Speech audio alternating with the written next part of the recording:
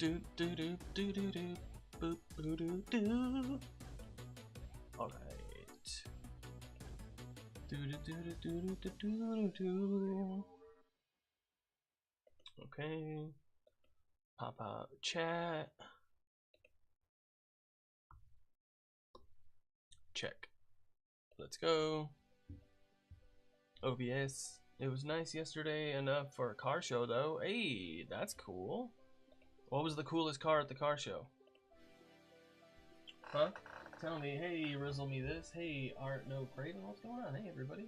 I see you there watching. Stop on by. I'm over on Twitch and YouTube also. Hey, Art No Craven. Thanks for the likes. What's going on? How are you doing today? Appreciate you hanging out. We're gonna be taking a. You'll be able to see a lot more if you go to Twitch or YouTube. Just chilling. Hey, Kit. What's going on? All right, let's figure out what the question of the day is.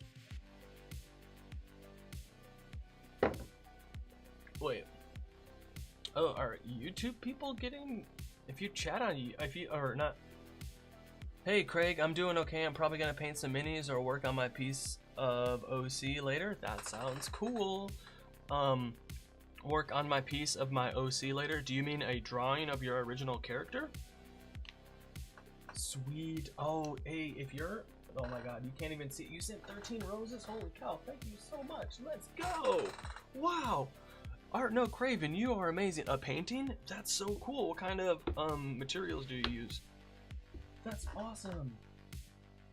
So you don't see this, Art No Craven, but you're popping up on the chat for on Twitch and YouTube. And then also, one second, I forgot to, there we go. Oh my God, I was going crazy. And then you also, you have a little character on the screen also. You're like Growlithe the Pokemon. It's pretty sweet. But that sounds really cool. Thank you so much for the likes and the roses. I really appreciate it. I got it out to more people. Yeah, I don't know. Let me see if can I.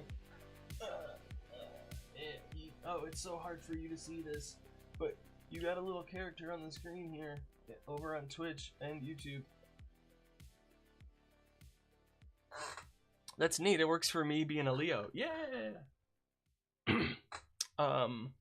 I can't add it to the YouTube stream yet, or to the TikTok stream yet, because I have to stream from my phone like this instead of using OBS. But oh well. So yeah, thanks everybody. Let's figure out the question of the day really quick. Let's see. Question of the day. No. Yeah, we're gonna do this. Question of the day. And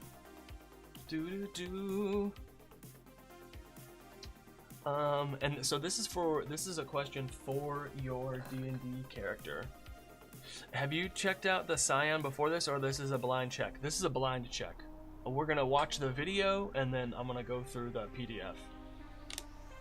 Yeah.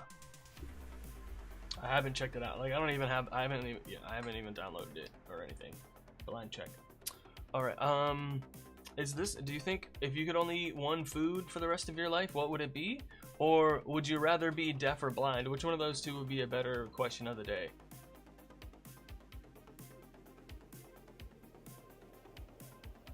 Well, thank you so much for the likes. That's amazing. Let's go. Food? All right, the question of the day, and you gotta answer as your D&D character. If you could only eat one food for the rest of your life, what would it be?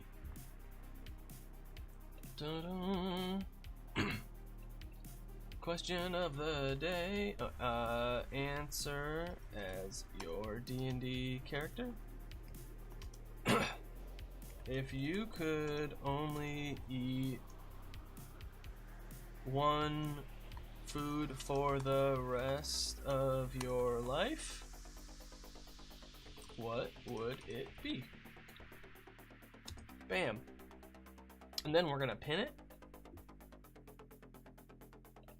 until the end of stream.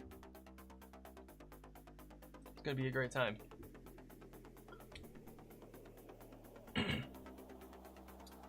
Art No Craven says, "Oh, that's easy. I like raiding butcher shop scrap barrels." Okay. For the rest of you, a pos can. Oh, so that is that like a possum humanoid creature thing? That sounds awesome. Johnny Fireheart says venison and lentil stew. All right, not bad, not bad. Hey, Hunter, what's going on? All these people joining and saying hello. This is great.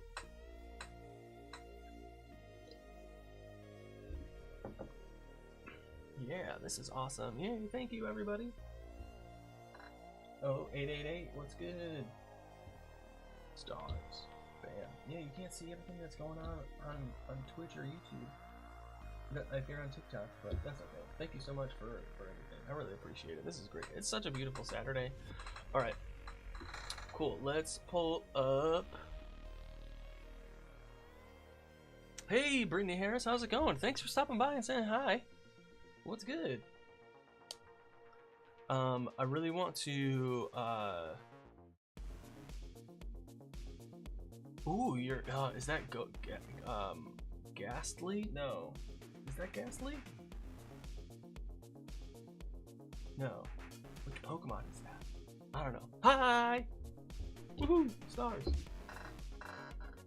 Cool. Sweet. Yeah, if you're over on TikTok, I'm on Twitch and YouTube also. Oh, let's pause the music, and then is this? I saw your threads that you're live and popped over. Where did this class come from? This is a playtest that they just released like 4 days ago. So we're gonna watch this video. It's like 10 minutes long. We'll watch it together, and then we'll go check out the PDF together as well. And also the question of the day. And you gotta answer as your D&D character is, if you could only eat one food for the rest of your life, what would it be? Kit says, Auric Berrybottom would eat Caster's stew, a hearty bowl of venison, gravy, and root vegetables, served with mashed potatoes and thick-cut toast. Hey, you know, that actually sounds kind of good, not gonna lie.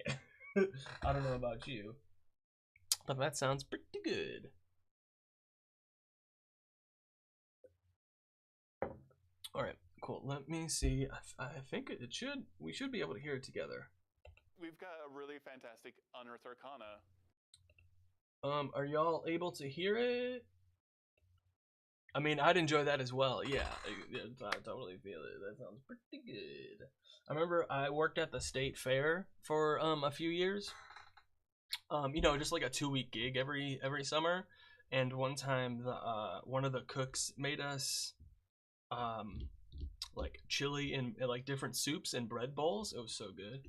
Brittany Harris says fish, fried catfish with fried potatoes and a big glass of juice. My character is a Tabaxi rogue. That sounds awesome. That sounds pretty good. Fried catfish. Ooh, could it be like a po' boy?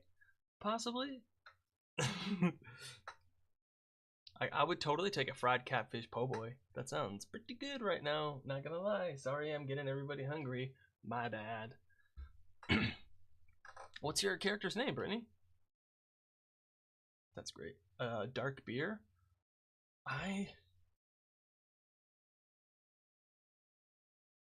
There's not too many dark beers that I like,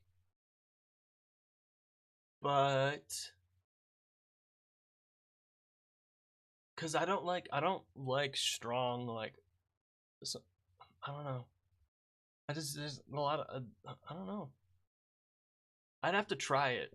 Her name is Cloud. Ooh, that's a great name for a Tabaxi rogue. That sounds awesome. I really like that. Hey, everybody over on TikTok. I am also on Twitch and YouTube. Stop on by.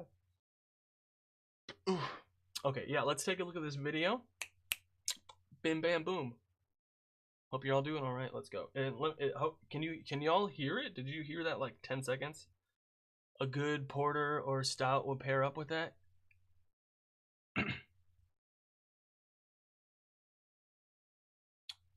Yeah, because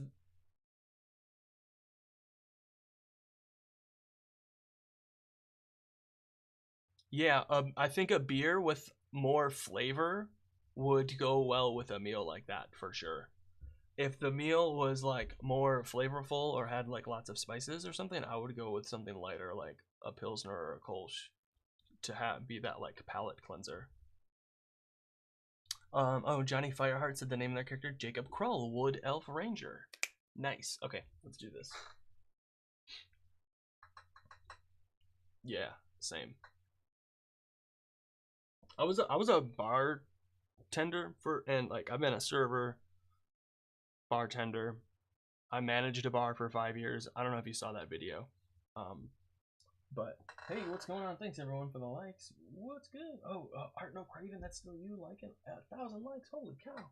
Thank you so much. That's wild. Stay hydrated, everybody. Boom. Your Discord is so fun. Hey, Art No Craven, thank you. Appreciate it. It is pretty fun. I enjoy it. All right, where do we go? Where do we go? Here we go. Tell me about the Psion. Why are people always so excited for this type of, psychic magic? This is the class that unlocks the full potential of their mind and is able to unleash all sorts of incredible effects, telepathy, telekinesis, but also far, far, far beyond that. This whole Unearthed Arcana just goes so far down the rabbit hole on what that fantasy is and how it feels every part as rich and exciting and heroic as a wizard, as a warlock, as a Hey, cleric, DNA, all what's of good? those things.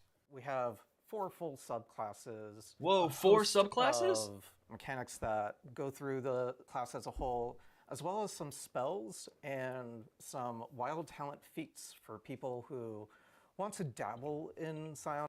Okay, so not only is there a new class, but it came with 4 full subclasses and new spells and feats. Like, oh, that's pretty good.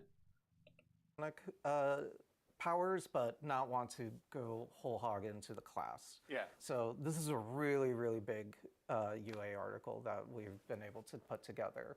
For those that do not know, what are psionics? It's magic that's from the mind, right?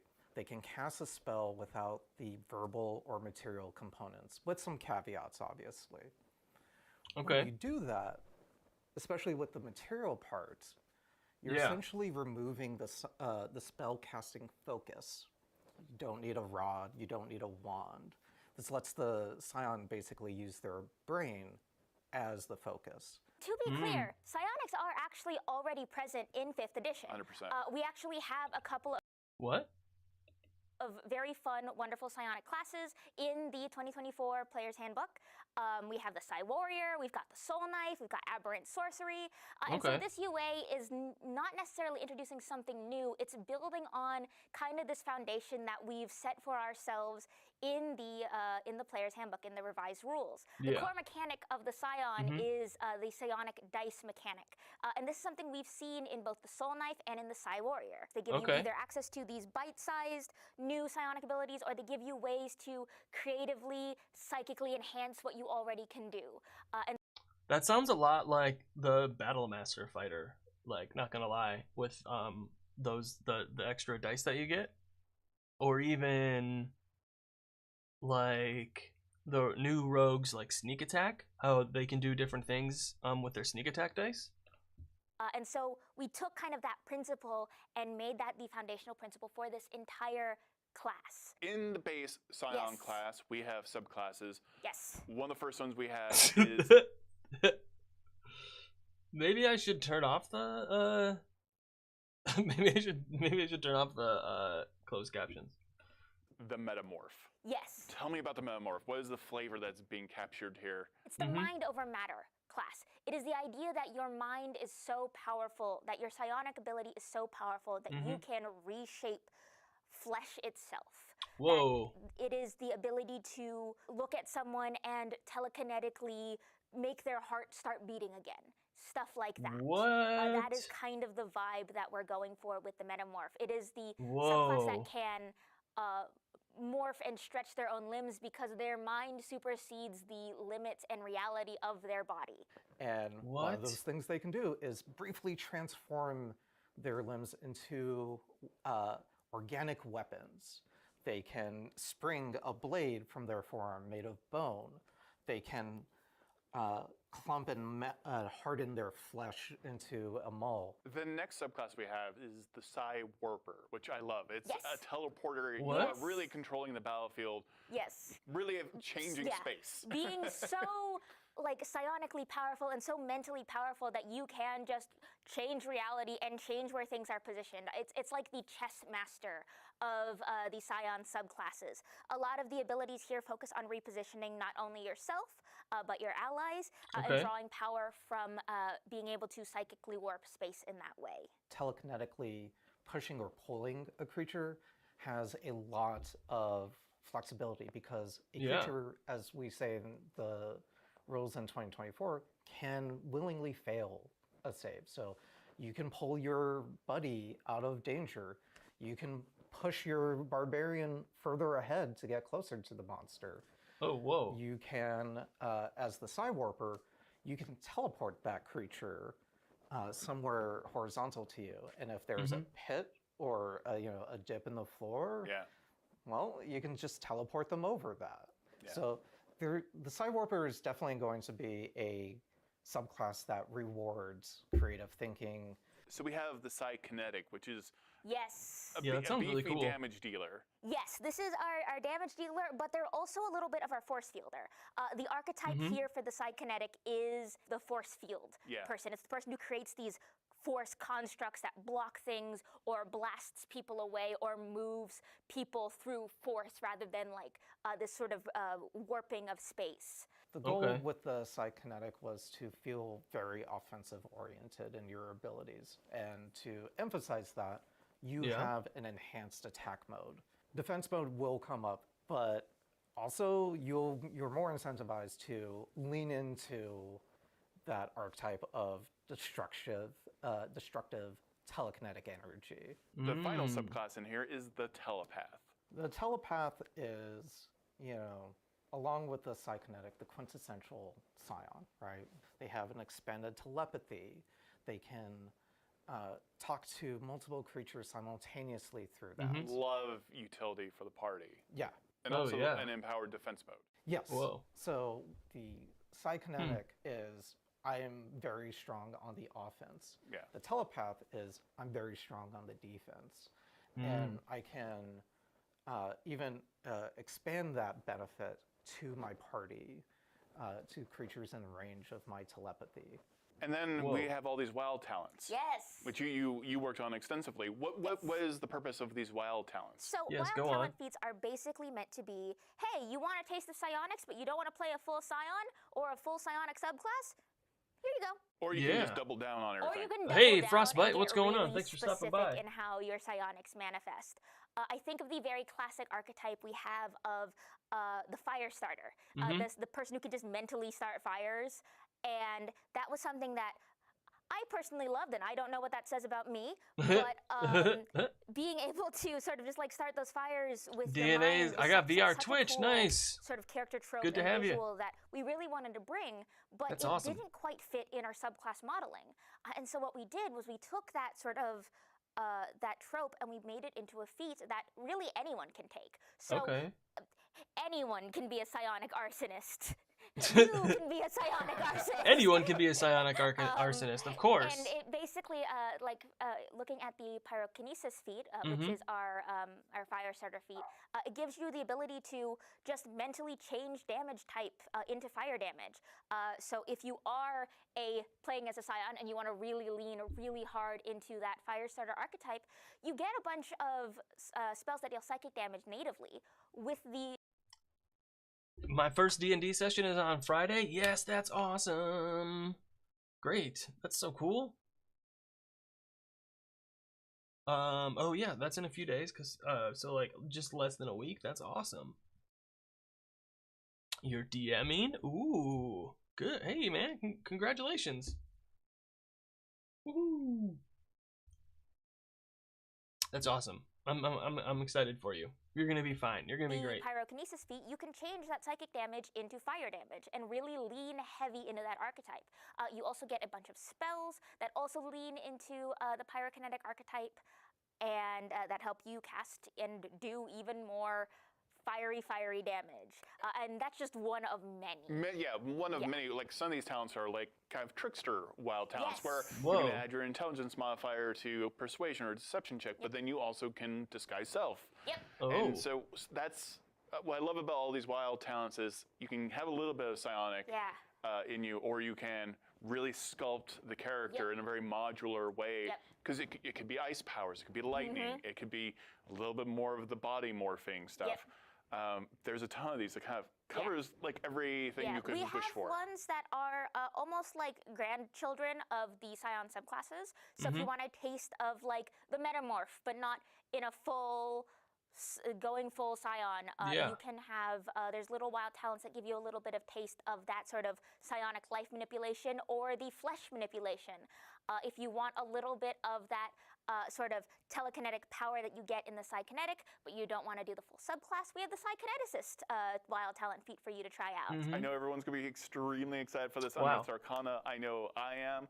As always, the best way that you can provide feedback, we always appreciate. Yep, of course. Do-do-do.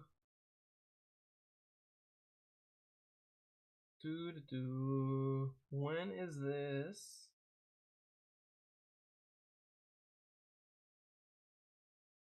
When is this? Alright, let's take a... Oh, I should play music again.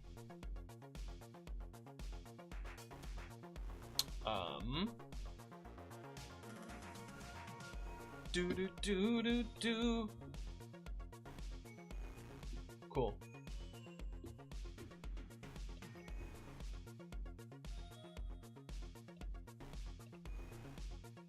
Ba-na. Awesome. There we go. Did I zoom in? Probably. There we go. Hey, everybody.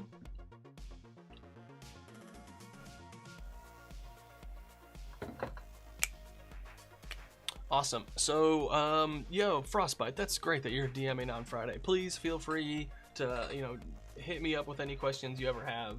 Like, totally, please do. Would love to answer any that you got. Awesome. So, yeah, here's the Unearthed Arcana 2025. Psion. They're just saying UA 2025, the Psion. They're not even, like, labeling it with a month or anything. So what's inside? We have, there's 13 pages. Okay, so that's a good number. The first new class since the Artificer, the Psion weaves magic through the power of their mind. 4 subclasses provide unique identifiers for a Psion character: Metamorph, Psi-Warper, Psykinetic, and Telepath. A collection of spells, both familiar and new, enhance the options available to the Psion. And then wild talents are a collection of feats that provide characters a way to tap into psionic powers.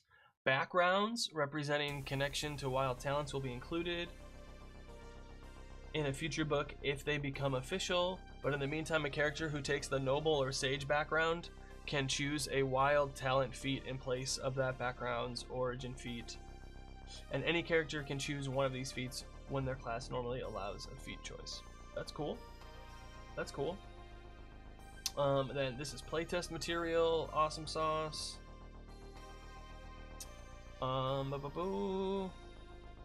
If we make it official, it'll be refined and then appear in a book. So hopefully maybe this will come out sometime next year. That would be pretty sweet.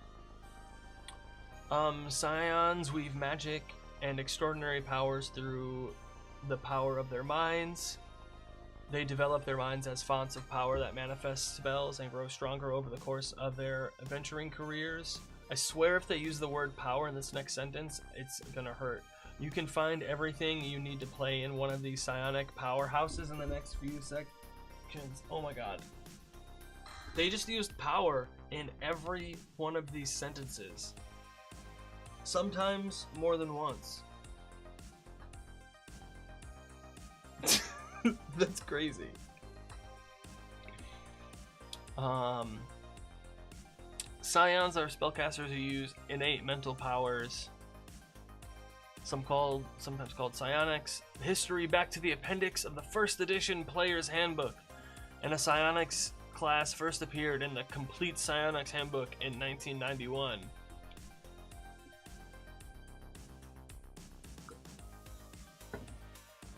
Ooh, let me check something once. Dun, dun, dun, dun, dun. Bum, bum, bum, bum. Ba, ba, ba, da, da, da, da, da, da. Awesome. No live on Twitch and YouTube. Let me see. Twitch.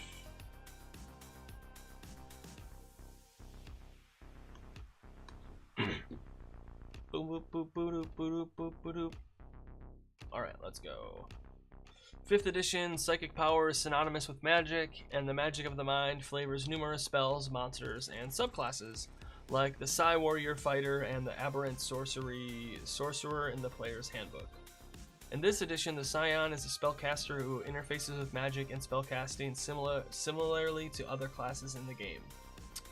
This UA provides the Psion with unique twists to the spellcasting, using psionic energy dice and the psionic spellcasting feature, carving out a space to make the Psion stand out from its spellcasting peers. Okay, so primary ability, intelligence. It's a D6 hit die again. Saving throw proficiencies, intelligence, and wisdom. Okay. Skill proficiencies, you get to choose 2 of these. You get weapon proficiencies, okay, because I don't even think a wizard gets weapon proficiencies. Armor, no armor training, and then you get to choose between, you can get a spear, daggers, crossbow, case, dungeoneer's pack, and some gold, not bad. Dope. Spell slots per spell level. Dope. They get all the way to level 9, just like... Wait, they get a level 9 spell at 17? Is that normal? I thought it was higher. Okay. Becoming a Psion. Level 1 character. Gain all the traits in the core Psion traits table. Gain the Psion's level 1 features, which are listed in the Psion features table. As a multi-class character, as a Psion class features, as a Psion, you gain the following class features when you reach the specific Psion levels. These features are listed on the Psion features table. Level 1, spellcasting.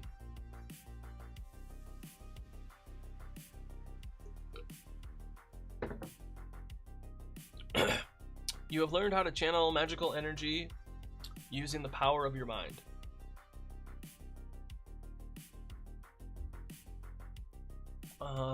Psion spell list, okay.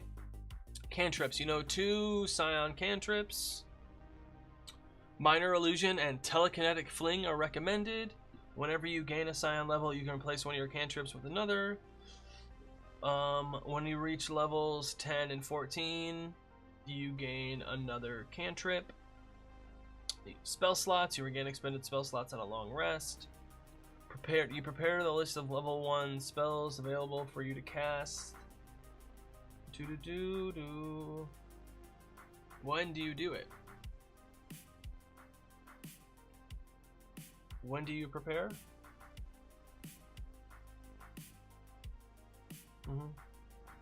Whenever you gain a Psion level, you choose them.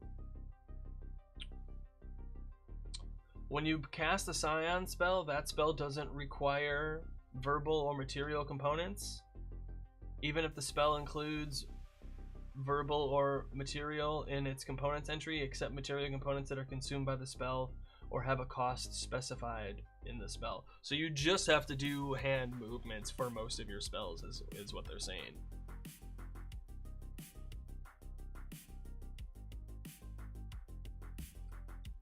So you get spellcasting, psionic power, subtle telekinesis. So psionic power is...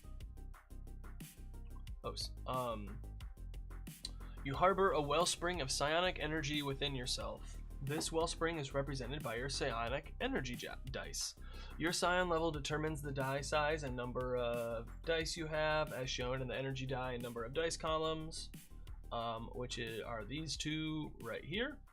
As you can see, the energy die goes up. So at like it starts as a D6, level 5 it goes to D8, level 11 D10, level 17 D12. So every tier it goes up essentially, starting at a D6, which is kind of nice. And you do get a good number of dice. I wish they increased a little bit over time instead of just jumping like that, but whatever. Let me see, and then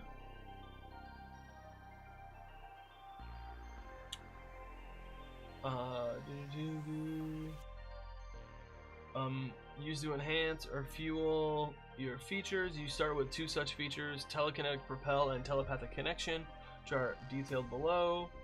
Some of your powers expend energy dice, and you can't use a power if it requires to use a die when all of them are expended.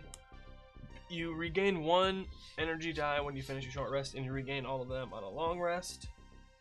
The save DC equals the spell save DC from this class's spellcasting feature. That's awesome. I'm making a combo. Frostbite says, I'm making a combo system where PCs can combine their actions to make a powerful attack. An example I thought of is a wizard that shoots fireball at a barbarian, or a fighter, then they hit the fireball like a baseball. It'll increase damage and range. That sounds cool. Yeah, that sounds pretty sweet.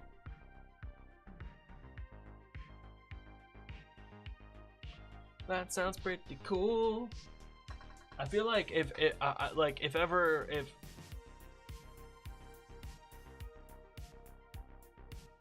a barbarian and a wizard both got nat 20s on their attacks, I'll be like, yo, how do you guys make this awesome? But like that's pretty cool. Yeah. Okay. What are these psionic features? So you start with telekinetic propel. As a bonus action, choose 1 large or smaller creature other than yourself that you can see within 30 feet. And then roll 1 psionic energy die. The target must succeed on a strength saving throw or be pushed or pulled up to a number of feet straight away from yourself equal to 5 times the number rolled. The die is expended only if the target fails the saving throw. Oh, okay. Okay, it's expended only if the target fails. Alright. Telepathic connection. You have telepathy within a range of 5 feet. As a bonus action, you can expend 1 psionic energy die and roll it for a number of minutes equal to your psion level. The range of your telepathy increases by a number of feet equal to 10 times the number rolled. Okay, that's pretty cool. That's not too bad, not gonna lie. Alright, level 1, subtle telekinesis. You know the mage hand cantrip, you can cast it without somatic components, and you can make the spectral hand invisible when you cast it. That's pretty good. Psionic moves. Alright, let's see. Psionic, level 2, Psionic Discipline. Honey Mocha has a risk score of 15. Wow. Woohoo! It's pretty good. That is pretty good. Where were we? Oh, Psionic Discipline. Oh, you only got a risk of 8? Uh-oh.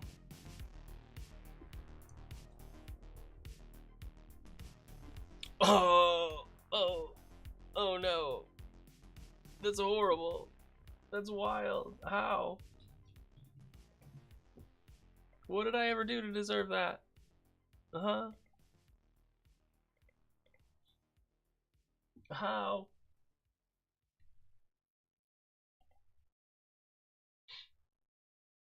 Hey, you won 5 from the jump catch game. Awesome. Yeah, hey everybody, if you're over on TikTok, I'm also on Twitch and YouTube. Alright, where were we? Psionic Discipline. You gain 2 disciplines of your choice. Such disciplines are described later. You can only use 1 discipline each turn and only once per turn unless otherwise noted. When you gain a Psion level, you can replace one of your Psionic Discipline options with one you don't know. You gain 2 more at level 10 and 2 more at level 17. So, you gain 2 disciplines, expanded awareness, and let's see. Psionic Discipline options. They said expanded. Wait, what was it? Expanded awareness and id in situation. Expanded awareness. When you take the search action, you can expend 1 psionic energy die and add the number to the ability check. That's pretty cool.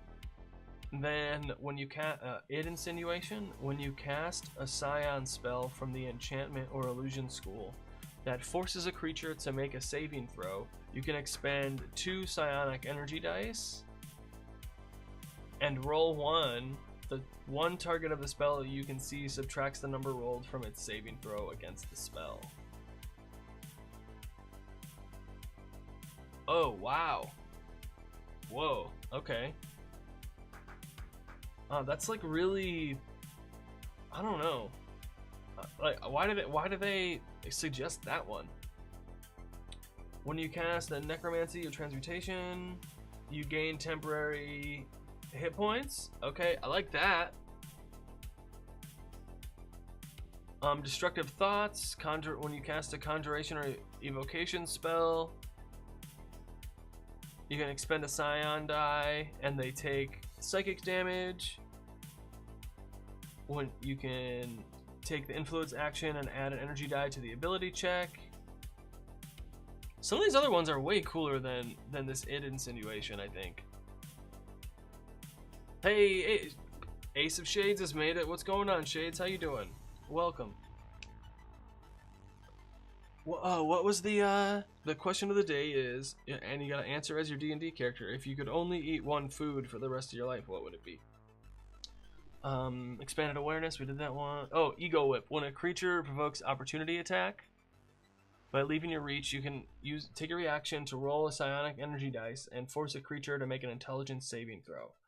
On a failed save, the target speed is reduced by 10 feet and subtracts the number rolled from its next damage roll before it makes the end of its next turn. The die is expended only if the target fails the saving throw. Okay.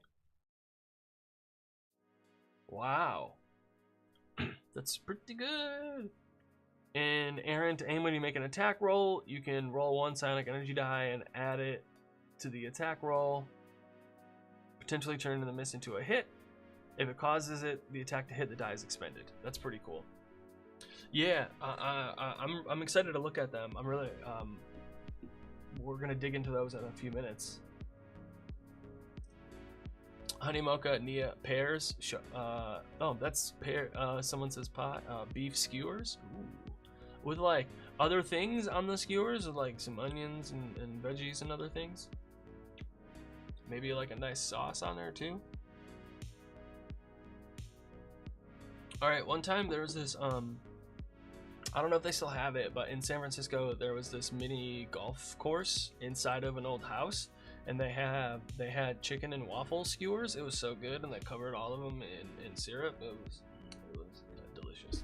And there was like a bar in there too, so you could like get drunk and play mini golf. It was great.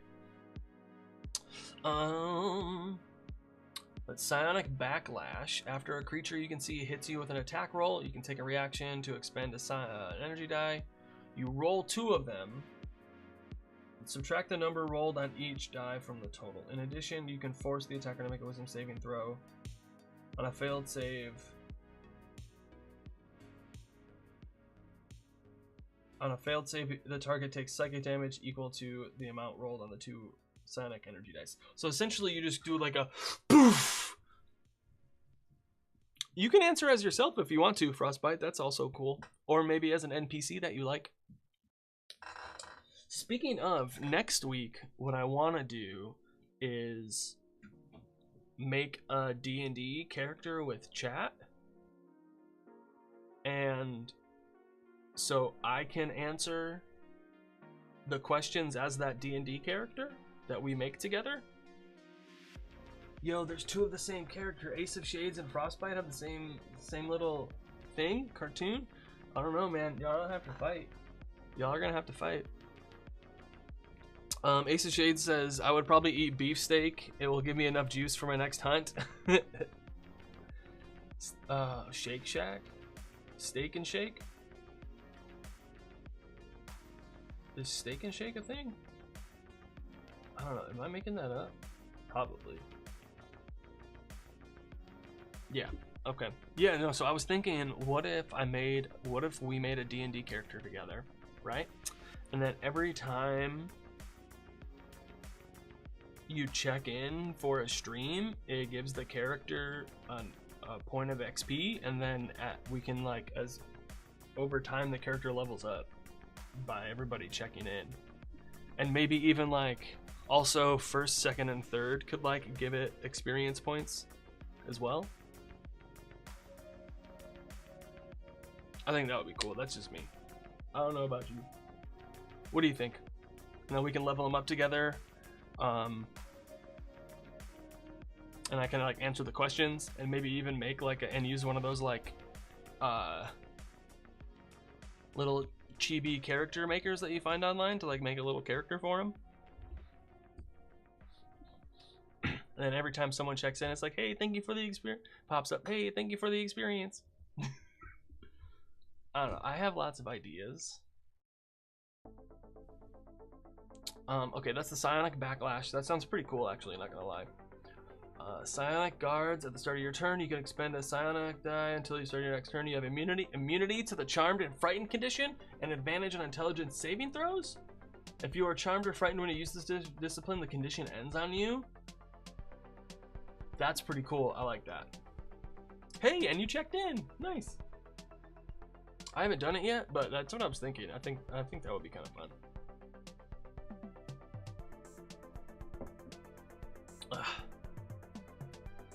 Gains XP every watcher, even lurkers. Yeah, hey, thank you. Please stay hydrated, y'all. Drink some water. Oh, can you hear my dog barking? This is for your own good. It is, you are correct. Psionic guards. At the start of your turn, we did that. Swift precognition. When you cast a psion spell from abjuration or divination, you can expend another psionic energy die to change the casting time to a bonus action. What? The number of dice equals 1 plus the spell's level? Wow. Tactical mind. When you take the study action, you can expend 1 psionic energy die, roll it, and add the number rolled to the ability check. Alright, that's cool. These are pretty cool. The only one I don't like, and I think I don't like it because I don't know. I don't know why they give this one as an example. I think expanded awareness is a good one, but I would choose a different one as an example. Maybe like psionic backlash or something different. I made this creepy NPC with a giant scythe that collects and sells rare artifacts, and he will want the hexblade in my party that has a 1 million gold sword that she stole. The sword of Tiamat, witches are brave. Oh my god, that sounds wild. Yo, my dice go out to you for that. That's wild. I love it. That's pretty cool. Big fan. Okay, let's see. Those were all the psionic disciplines. That's so tough. You only get 6 total. And you don't get it till level 17, but oh well. Level 2, psionic modes. You have honed your psionic powers to act as both a shield and a weapon. As a bonus action, you can choose one of the following modes, granting you certain benefits for 1 minute or until you use the feature again. Damage from your weapon, attacks, psion spells, and psion features ignore resistance to psychic damage. In addition, when you roll damage for a spell, you can expend 1 psionic energy die to re-roll a number of damage dice up to your intelligence modifier. That's cool. You have defense mode. You have resistance to psychic damage.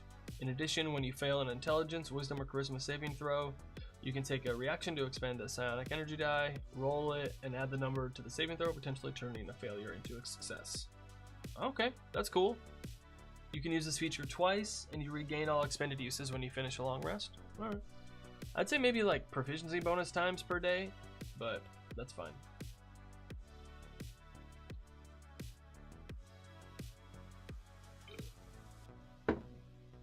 Sweet! In my game, Tiamat has 5 Dragonborn Warlocks. There's 1 Warlock per head. Yep, that totally makes sense. Love that. Psion Subclass. You gain a Psion Subclass of your choice. The Metamorph, Psywarper, Psykinetic, and Telepath are blah blah blah. Cool. All right, let's see what else are the. We'll go to the subclasses after this. Level 4, Ability Score Improvement. Level 5, Psionic Restoration. When you finish a short rest, you regain expended psionic energy dice, but no more than a number equal to half your number of dice rounded down. So instead of 1, it's half. Okay. Psionic Surge. When you roll initiative, you can expend 1 of your hit dice and regain a psionic mode. In addition, after you roll 1 or more psionic energy dice, you can expend 1 of your hit dice and treat any roll of 1, 2, or 3 on those psionic energy dice as a 4. Wait, what? This doesn't make sense. When you roll initiative, you can expend a hit die and regain 1 expended use of your psionic modes. In addition, after you roll 1 or more psionic energy dice, you can expend 1 of your hit point dice. Oh, so you can treat...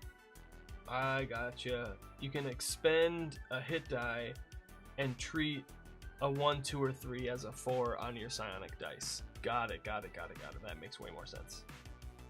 Level 19, Epic Boon. Level 20, Enkindled Life Force. Really? Level 7 and then level 19? Really? All the subclass stuff is all in between those? That's crazy.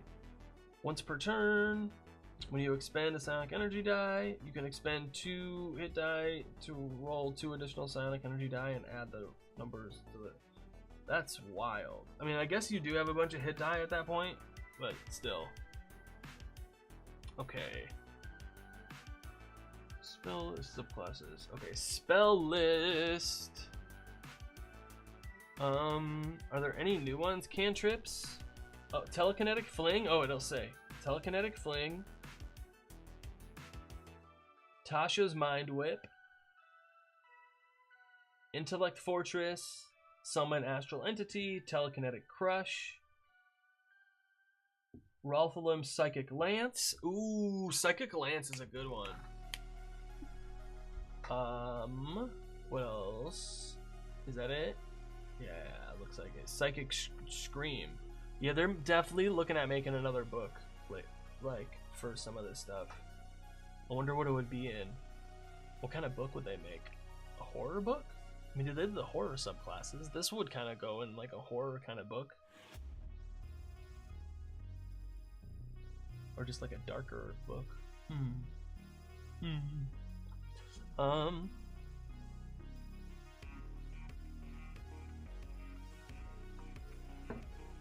My party has a Dragonborn, a Hexblade Warlock, a Goliath Totem Barbarian, a Dwarf Wild Magic Sorcerer, and a Fathomless Warlock whose patron is a strong Aboleth. That sounds pretty cool. Sounds pretty dope. Okay, so here are the subclasses. Okay, so it's like level 3, level 6, level 10, level 14. Okay. We got ads starting in a few minutes, so actually, what I'm gonna do is, we're gonna take a break now. Just like a quick little 5 minutes, and then when I come back, we'll take a look at the subclasses. How's that sound? Thank you everybody for stopping by and hanging out. I really appreciate you. BRB.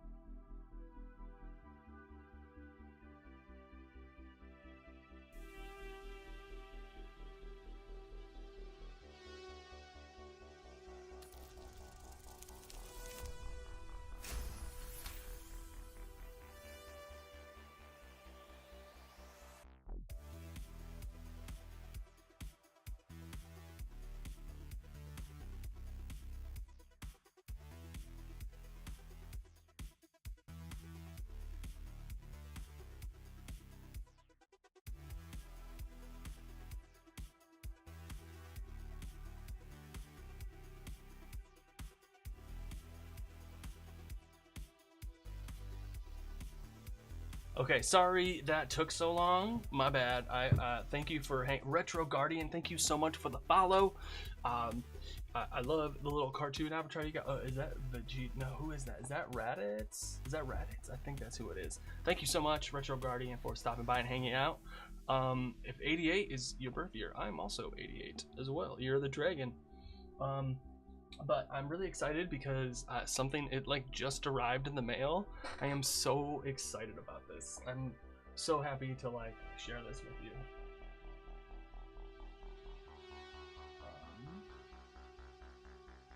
One second. No. No, what was it? Dang it.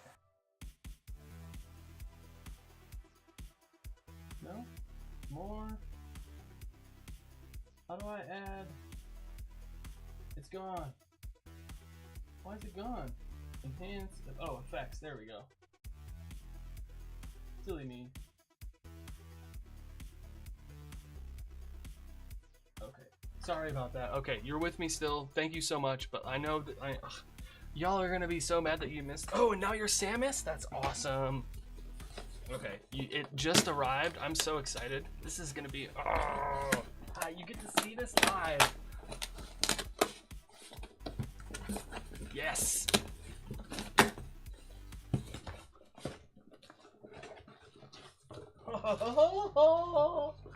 This is great.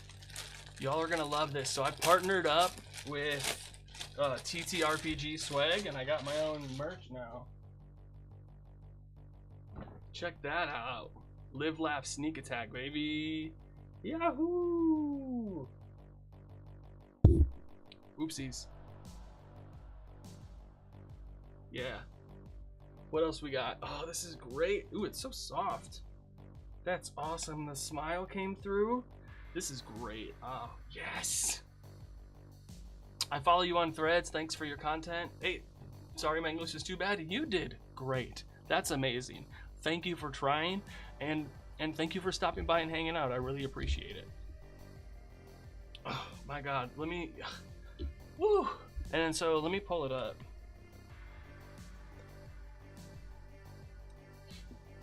Yeah, so if you go to if you ttrpg swag, you can go to partner pages, Craig of Inspiration, right here, bam. Yahoo! You just joined the Discord. Thank you, Frostbite. Let's go. That's awesome. Thank you for joining. It's a pretty fun Discord. Tell you what. Doo-doo-doo-doo. I'm gonna wave to say hello. Awesome. Back to OBS. But yeah, so we got this t-shirt, right? I got more too. Hold on a second. Oh, this is great. Yes. Wow. Woohoo! Check this out. And then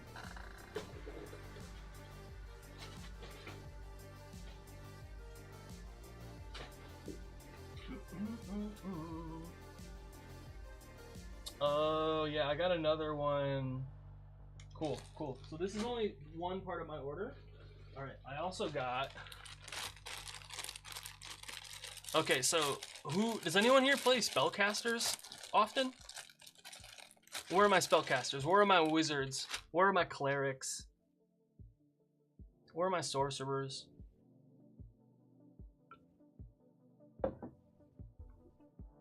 Where are you at? I know you're out there. I know you're out there. This is for you. Hat of Concentration, so that you can put on when you're casting a concentration spell, and you'll know that you're concentrating on it. And remember, and the thing is, because you're in a room with a bunch of other people, they will see you wearing it and be able to tell you, hey, you got to remember to make a concentration check because you're wearing the Hat of Concentration. You can get it in a beanie or as a trucker hat. I don't know if you see that. Ooh.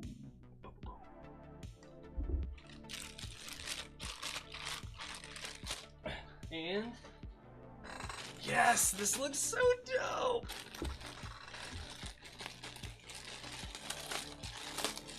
This is awesome. This is amazing. I'm so jealous of you all getting to watch this live. And have you played D&D today? Bruh. Are you seeing this? How cool is this? Like, and this arrived so fast. I ordered, today's Saturday? Today's Saturday? I ordered this on Tuesday, right? So, 5 days, it got here. Like, that was so quick. There's even mugs. You can even get a mug. There's shirts. There's more coming too. This isn't even all of it. Whoa. Okay, I gotta, which one should I put on? It's kind of hot, so I'm gonna put the shirt on. So give me a second. I'll be right back.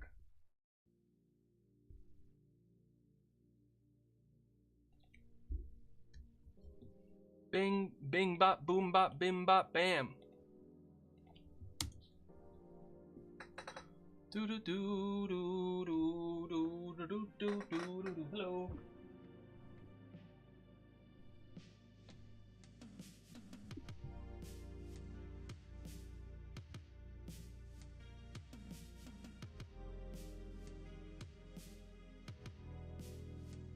And so, like, the crazy thing is, this shirt that I'm wearing is also from ttrpg swag. This is their Warlock one. I got this like months ago, right? So they make good stuff. Like, I really like their shirts. It's nice and soft.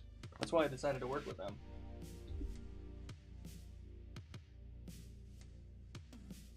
Boom.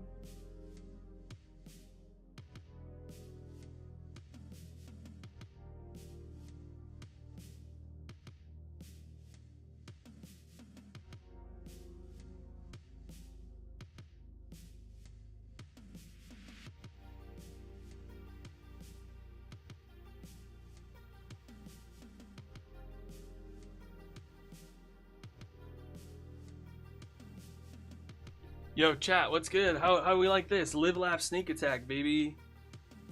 Yahoo! Oh my god. Can I send one of these to Liam? I need to send one of these to Critical Role. I need to... What do you think? Can we make that happen? I need to contact the guy.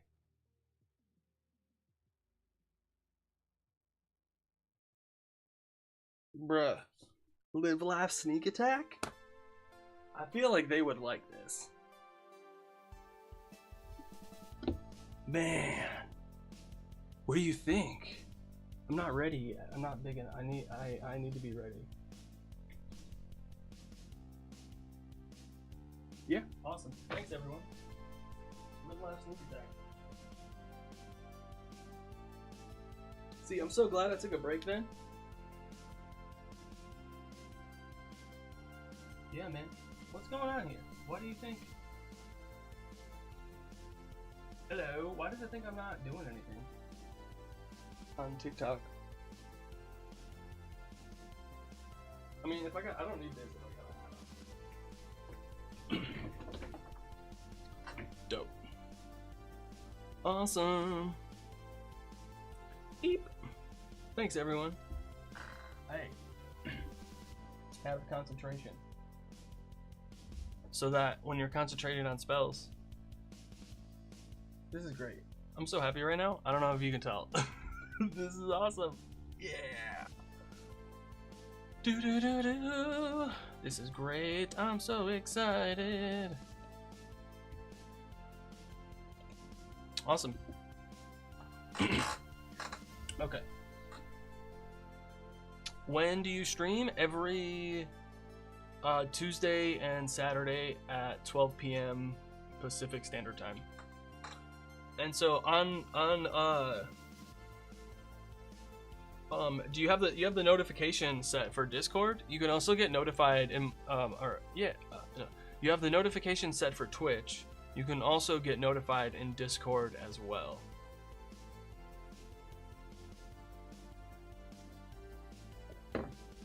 If you join the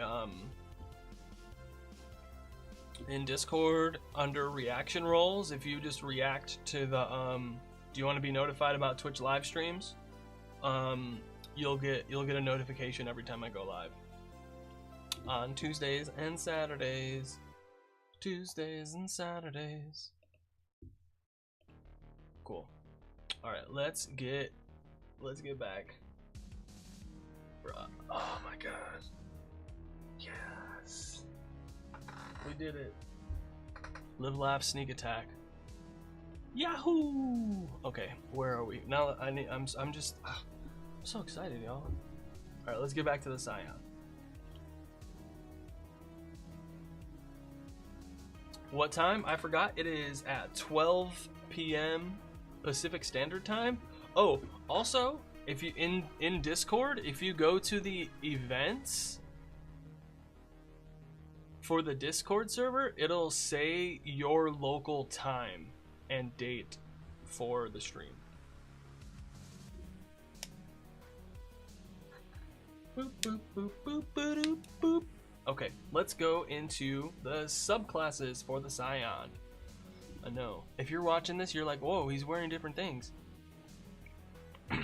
Okay, the Metamorph. Battle Royale. The Metamorph. Psychically sculpt life and flesh. Your mastery of psionic powers turns inward. Your own flesh becomes like clay to you, and you mold it to turn it into the perfect vessel. Experience in manipulating your life energy also enables you to adjust the life force of friends and foes alike. You always have the listed spells prepared. Whoa, so that gives you... So in addition to... So it goes up 1 every level almost. 4 prepared spells, and then you get another 1, 2, 3, 4 more prepared spells. Also, the Psi Warper does. So does the Telepath. Each one gets extra spells based on the subclass, so that's cool. Aura Vitality, Haste, Polymorph, Stone Skin, Contagion, Mass Cure Wounds. It would be super cool if each one of these had its own new spell, but none of these are new. Like, oh well. See, I won the battle. I need to take myself out of the Battle Royale.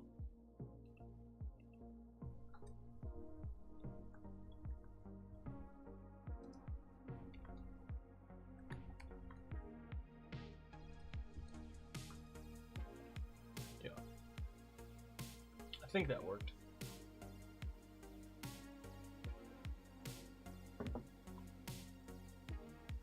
I can't be winning that now. Too many other people.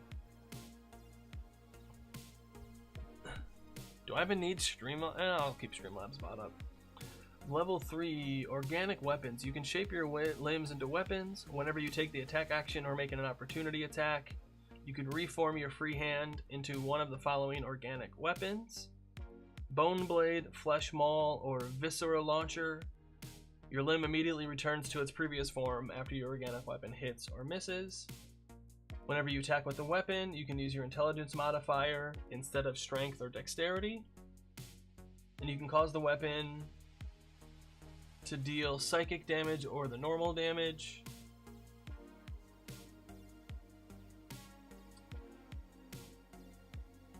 Okay.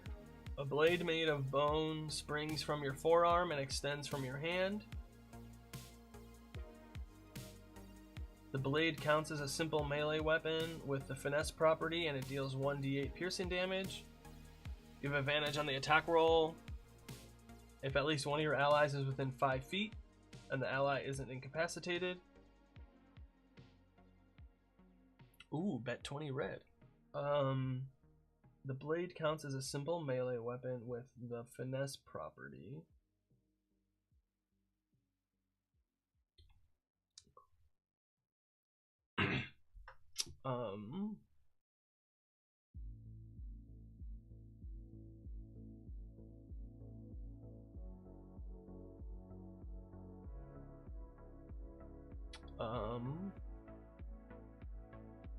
What does the finesse property mean again?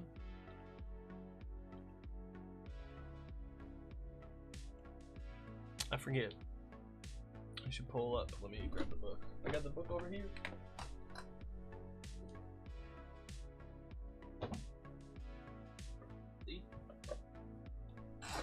Dun, dun, dun, dun, dun. Hey everybody, how we doing today? Thank you for stopping by. Weapon properties.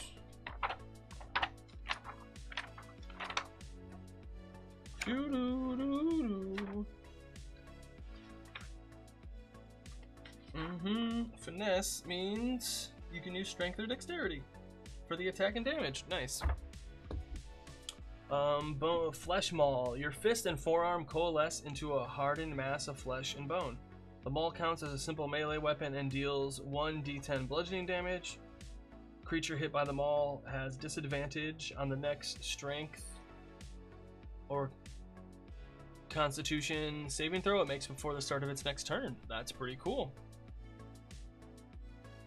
Ooh, duel. Viscera launcher. Your hand and forearm transform into a crossbow made of muscle and sinew that fires bolts of bile.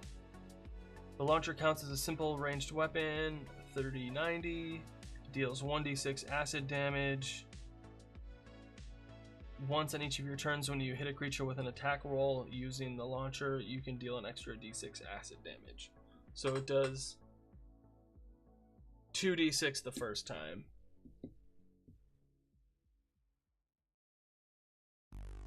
Okay. Extend at level 3, extend libs. As a bonus action, you expend a psionic die for the next minute. You gain the following benefits.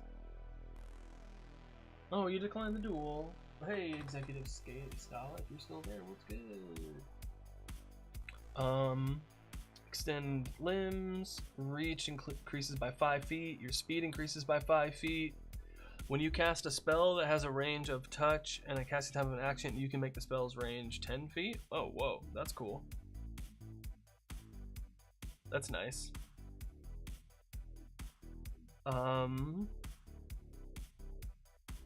Extra attack. Level 6, you get extra attack. Okay. In addition, you can cast one of your Psion cantrips that has a casting time of an action in place of one of those attacks. That's really cool. Oh my god, we're on the wrong... I need to switch this up. That's really cool. Like, holy cow. Quickened healing. When you cast Cure Wounds, you can expend 2 psionic energy dice to change the casting time to a bonus action. And when you do, you can roll 1 psionic energy die and add the number rolled to the total amount of hit points restored. Wow. Psionic. At level 6, what is this? What size is a psionic energy die? It's a D8. Okay.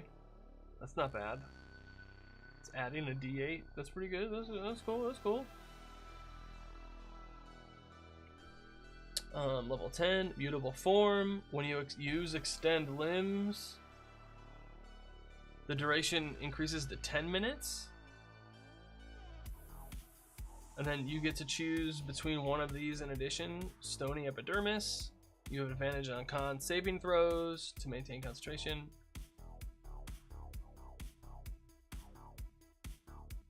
In addition, you gain resistance to the chosen damage type. Whoa. Superior stride. When you aren't wearing armor, you can dash as a bonus action. And you have a climb and swim speed equal to your speed. That's pretty good.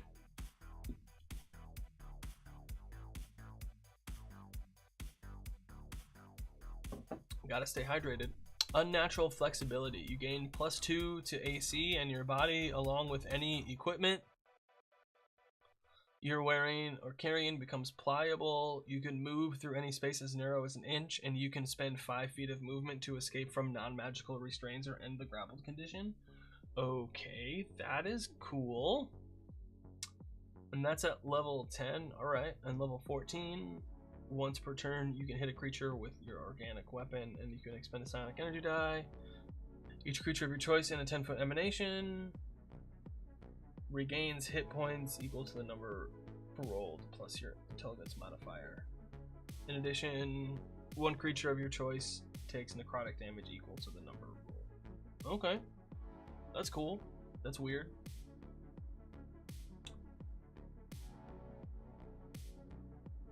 That's a lot. Each creature of your choice in a 10-foot emanation from you, that could be a lot of people, like very easily. Like, holy cow. Hey, they're dueling, let's go.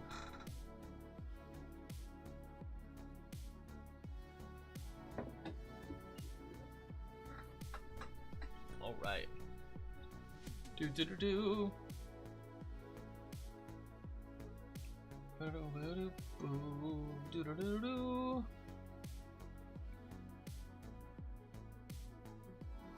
Whoa, the crit. Miss. Wow, I'm sorry, I'm watching this battle. What? Dang. Honey Mocha went down. Okay. Psy Warrior. Oh, Psy Warper. Tune their psionic powers to manipulating the space between objects, capable of teleporting across the battlefield and creating vacuums in space. A Psy Warper is never in one place for too long. Okay. So you get Expeditious Retreat, Featherfall, Misty Step, and Shatter? Oh. With the background, it's totally a Tavern Brawl. Totally a Tavern Brawl. For sure, for sure. That's so funny.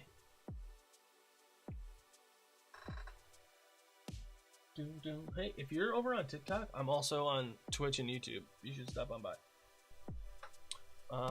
Level 3 teleportation. You can cast Misty Step without expending a spell slot, and you must finish a long rest before you can do it again. Or you can expend a psionic energy die. Okay, okay. Free for all brawl time. Oh, did it exclude me? Nope, it did not. I tried to get it to exclude me, but it didn't. Oh well. Happens. Hello, everybody. Okay. Let me see.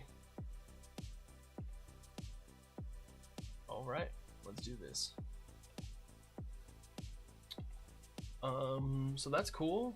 Or you can expend a psionic die. Great, great, great. When a target level 3 warp propel. When a target fails its saving throw against your telekinetic propel, instead of pushing it, you can teleport the target to an unoccupied space you can see within 30 feet. Telekinetic propel is psionic power. This one. Okay. You start with these two and you gain more. Later on, maybe. Okay, that's pretty sweet. Level 6 warp space. When you cast Shatter, you can expend a psionic energy die, so the radius becomes 20 feet. Okay. In addition,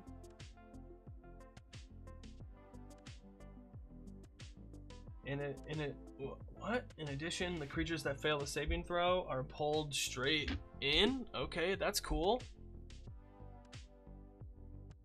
It's level 6 teleporter combat. Immediately after you cast Misty Step, you can cast one of your psion cantrips. That is a casting time of an action as a bonus, as part of the bonus action. What? This is wild.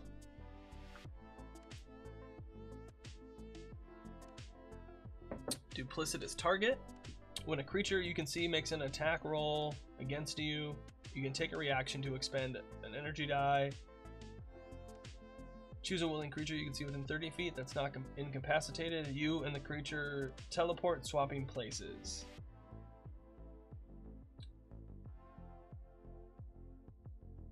Okay. So you can switch with one of your teammates?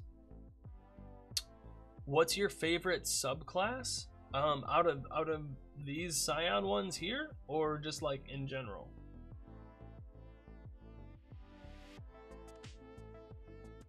Level 14, mass teleportation. As a magic action, you can expend 4 energy die and choose huge or smaller creatures equal to your intelligence modifier. Each teleport to an unoccupied space you can see within 150 feet. An unwilling creature that succeeds on a wisdom saving throw is unaffected. All subclasses. My favorite,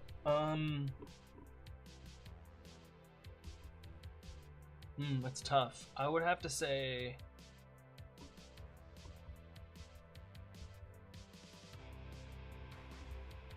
I like the Celestial Warlock because of the I like the idea of a warlock for a good with a good aligned patron.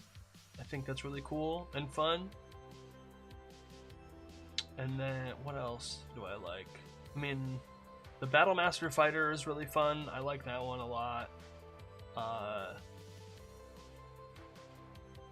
Yeah, those are some of my favorites right now, for sure. What about you? Okay, so that's the Psy Warper. That's alright. And then you get Blink, Haste, Banishment, Dimension Door. Alright, Psykinetic. Mold psionic force for creation and destruction. A psykinetic controls their power like malleable force. They bend their telekinetic energies into sturdy barriers and strike with the force of a battering ram. Wow. So you get Cloud of Daggers, Levitate, Shield, Thunderwave, Slow, Telekinetic Crush. Autoluke's Rebellion Sphere, Stone Shape, Telekinesis, Wall of Force. Okay. I think each one of these subclasses should have had a special new spell in its spells. Like, that should have been like such an easy thing.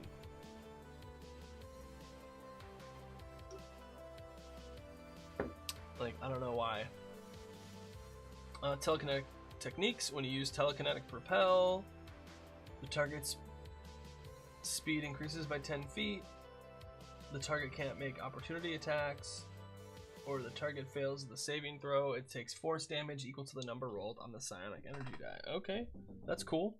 So you can do a couple other things. You can you can boost a teammate with this. That's kind of cool.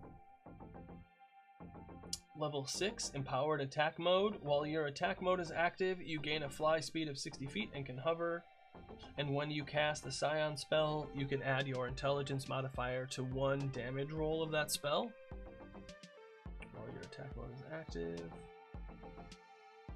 you gain a fly speed of 60 feet? What? You can add your intelligence modifier to 1 damage roll of that spell? Whoa!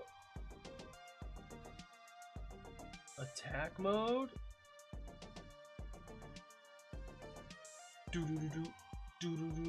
What is attack mode? As a bonus action, when you go into attack mode, oh my god, that's so cool. What?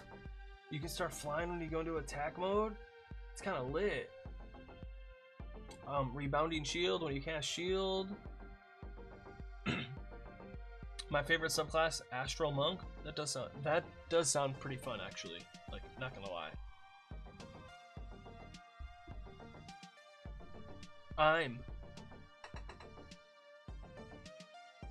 trying to mess with my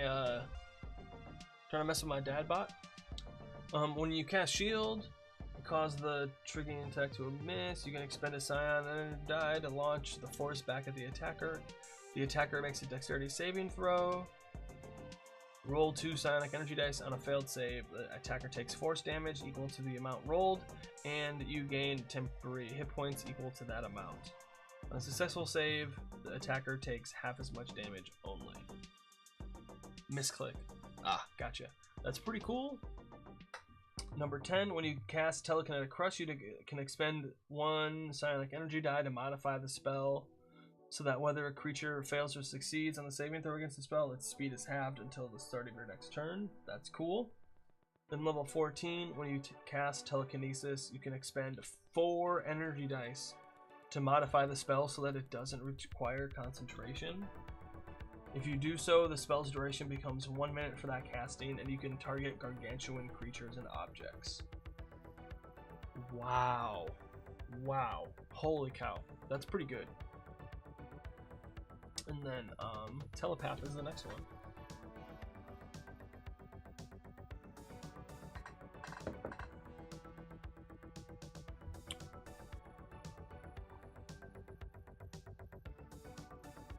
It's got some homemade iced tea. It's pretty good, actually. Sweetened with some brown sugar. Oh boy. Okay, Telepath. Masters of mind magic. They use their psionic powers for all matters of the mind, whether they bolster the mental defenses of allies or probe the thoughts of others undetected. A bastion of psionic aid or a crafty manipulator. Telepath spells. When you reach a psionic level, blah blah blah. Oh, Bane, Command, Detect Thoughts, Mind Spike, Counter Spell, Speak with Plants, Compulsion, Confusion, Awaken, Modify Memory. Okay, that's cool. When you cast Mind Infiltrator, when you cast Detect Thoughts, you can expend 2 psionic energy dice to modify the spell so that the spell doesn't require spell components or concentration, and the target doesn't know you're probing its mind if it fails the wisdom saving throw. That creepy NPC's favorite food would be uncooked beef. Who are you calling uncooked beef, huh? When you can expend 2 psionic energy, but okay.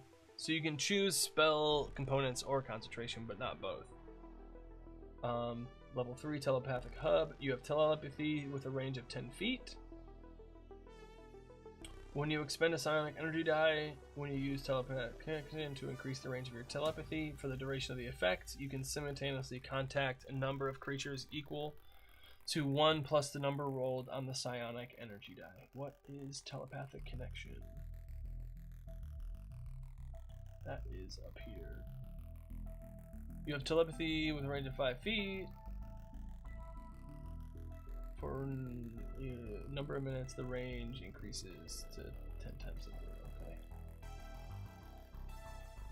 Okay. So wait, what did that say? It said you have telepathy as a bonus action. You can expend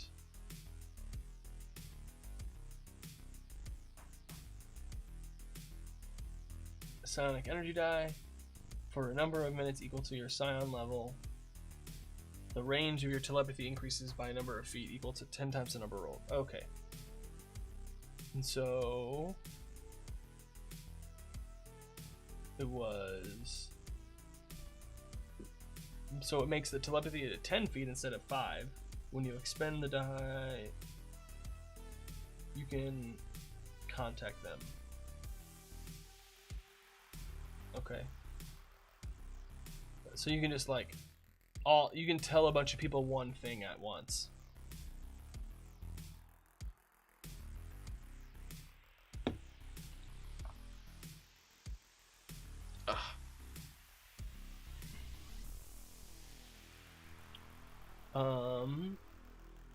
Empowered defense mode. While your defense mode is active, whenever you make a saving throw, you add 1d4 to the save.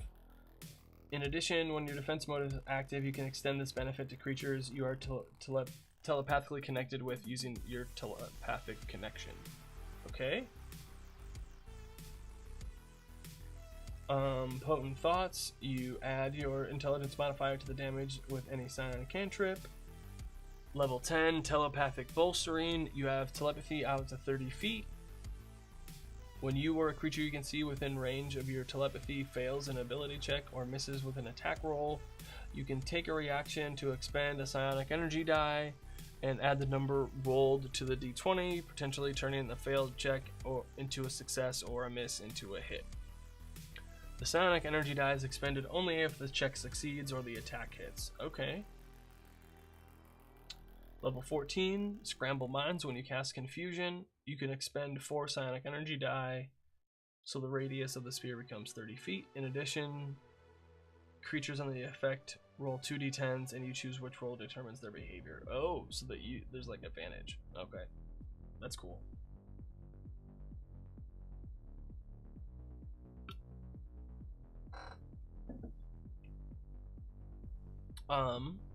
Frostbite says, I was thinking of a final boss sequence is that they lose at first, then learn awakenings that's based on class, subclass, race, and backstory, then they fight the boss with that. I would say, what's the definition of lose?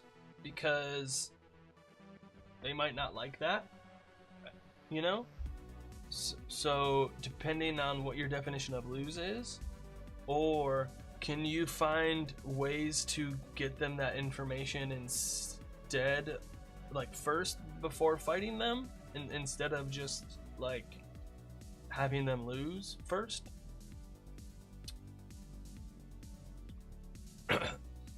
I would say like put them in a situation where it's okay for the bad guy to get away. Or like put it in a situation where the bad guy can get away, but it's okay if he doesn't. They don't because of the player's actions or whatever.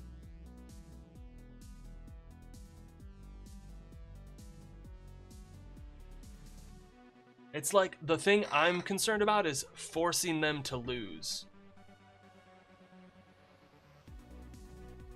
That's the thing.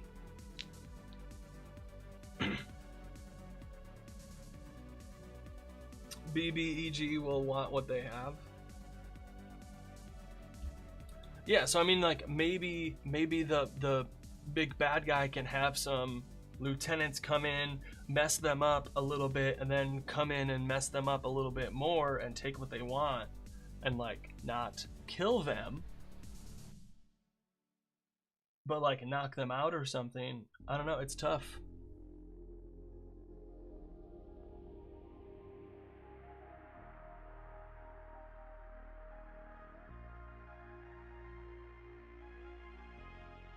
Yeah, that's a tough one.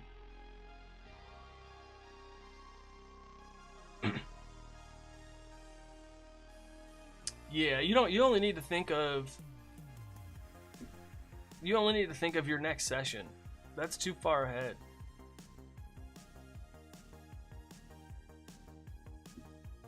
Yeah, wait, you haven't even started that campaign yet, right? Like, you gotta focus on the session in front of you. That's the most important one. You don't need to think about that stuff far ahead. That can be that's a sentence, you know? The rest of the campaign is a one sentence thing. Here's what we're doing for today's session, and then maybe we'll go do this. Alright, spells are presented in alphabetical order. Some are added to the Artificer spell list, okay. Several spells. So the spells are updated, and there's new spells, and Psychic Lance and Mind Whip. Okay.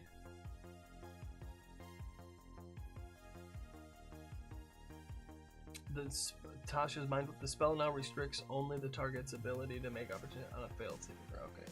So we got Intellect Fortress is now Artificer and Psion. Okay, Psychic Scream.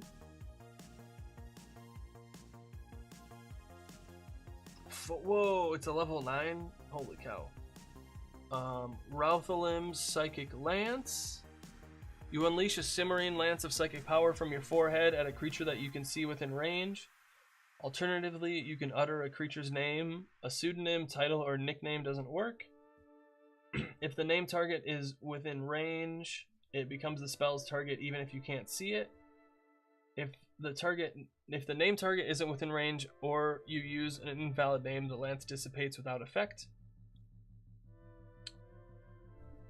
Intelligence saving throw versus 7d6 psychic damage. Woo! And the incapacitated condition. That's pretty good. That's pretty good. Summon astral entity, psionic spirit stat block, blah blah blah.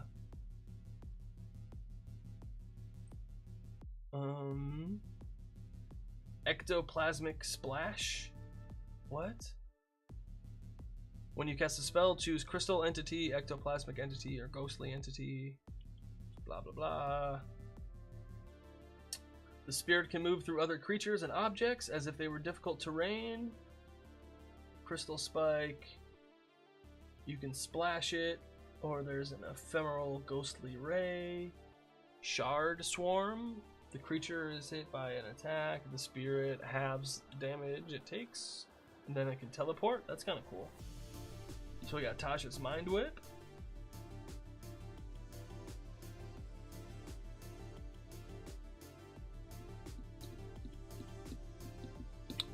They don't know who the BBEG is. It's actually a mind flayer that is using the party to do what he wants. He's disguised as a wizard. Yeah. What happens if they guess that in the first session?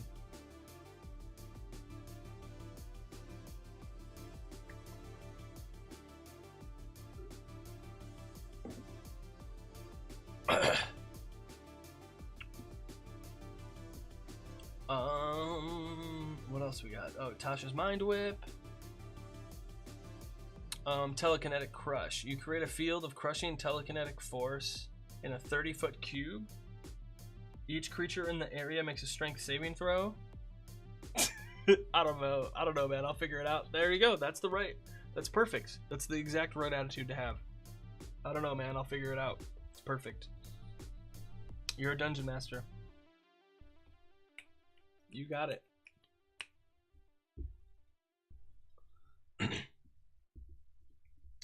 I just wanted you to be prepared for like that to happen. I mean, not that it will, but just like should think, oh, what if it happens? Telekinetic Fling. You brandish the ammunition used to cast the spell and fire it at a creature within range. Make a ranged spell attack. They take 1d10 force damage. Arrow, bolt, bullet, or needle. Oh, okay, that's pretty cool. Worth at least 1 copper. And it scales up. That's pretty awesome.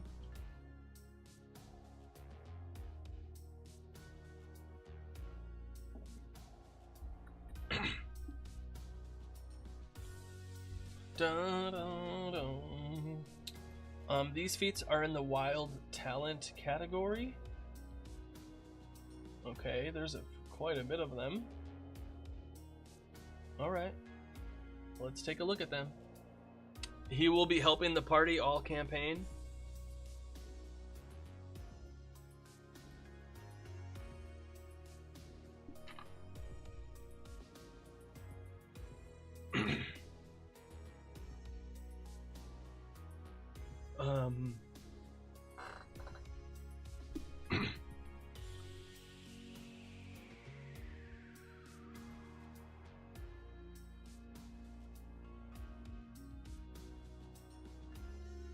Frog! I cast spawn 50,000 pounds over his head. Exactly. That's exactly what telekinetic crush is. That's pretty much exactly it.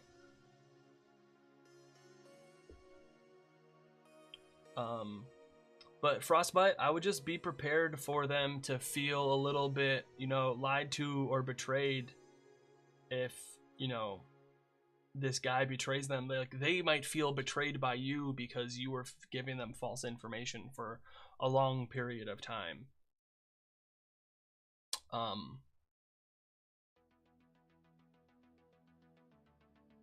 It's just it can be a difficult situation to handle, and I usually don't recommend a first-time dungeon master. I would not recommend a first-time dungeon master doing the friend is actually the bad guy gotcha for your first campaign or session. But I'm not you. Do whatever you want to do. That's just my opinion, man.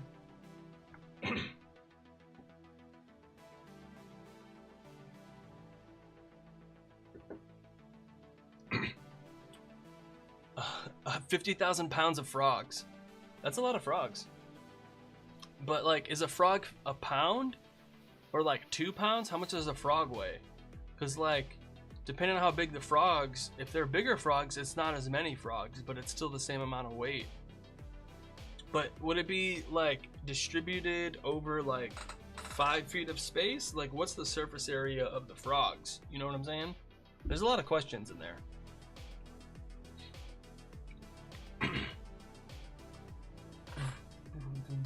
This reminds me of a gorilla song, and I think it's just because of the snare. Okay, wild talent feats. Nice, a frog in their mouth, cool. Atomokinesis. You gain the following benefits. Once per turn, when you cast a spell or a hit with an attack roll and deal bludgeoning, piercing, slashing, or psychic damage, you can change the damage type to lightning damage. Psionic talent. You know the shocking when you cast a spell or hit with an attack roll and deal bludgeoning. What? When you cast a spell or hit with an attack roll, so if you do a spell that does bludgeoning, piercing, slashing, or psychic damage, you can change the damage type to lightning. Cool. You know shocking grasp. You always have fog cloud prepared. You can cast it once without a spell slot per long rest. No verbal or material components. Okay. When you reach level 3, you always have Gust of Wind spell prepared. Okay, that's pretty cool. Biokinesis, bend life energy. When a spell you cast restores hit points to a creature, you can roll a d4 and add it. You can use this benefit a number of times equal to your proficiency bonus, and you regain all expended uses when you finish a long rest. Okay. You also know Spare the Dying, and you always have Healing Word prepared. You can cast it once. Okay, blah blah blah. Level 3, you get Arcane Vigor. Nice.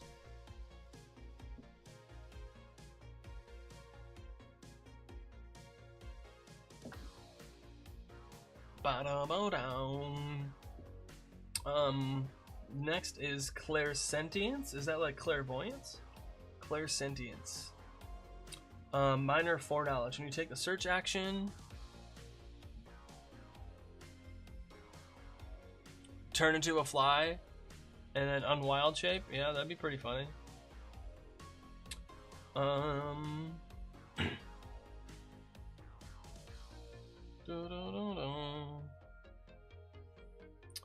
My campaign is based around Zelda. Like, there's 4 dungeons, and there's an artifact at each one.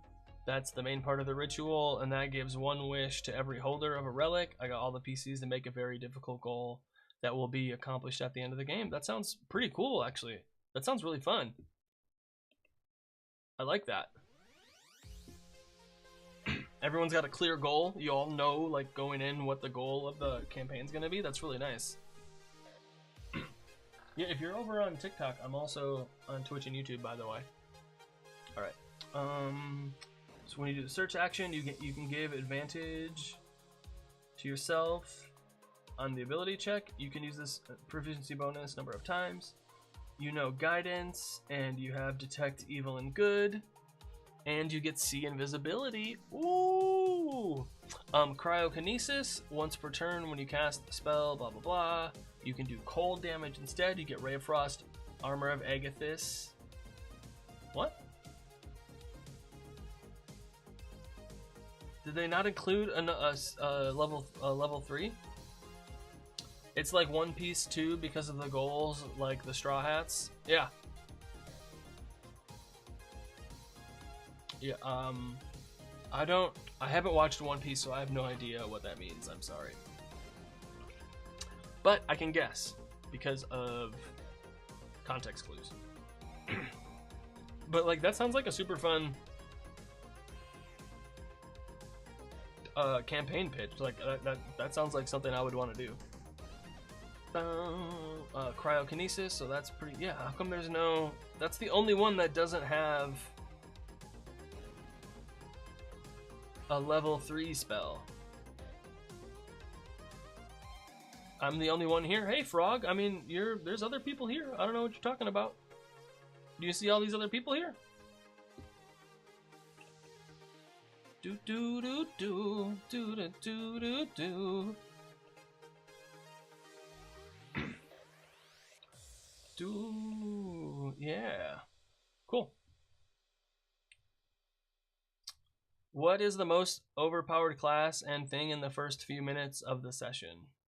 What? What is the most overpowered class and what is the most overpowered thing in the first few minutes of the session? What's the most overpowered? I don't think any of the classes are overpowered. I think it's a combination of classes, backgrounds, feats, and all of those beginning things that make something overpowered, and not necessarily the class itself.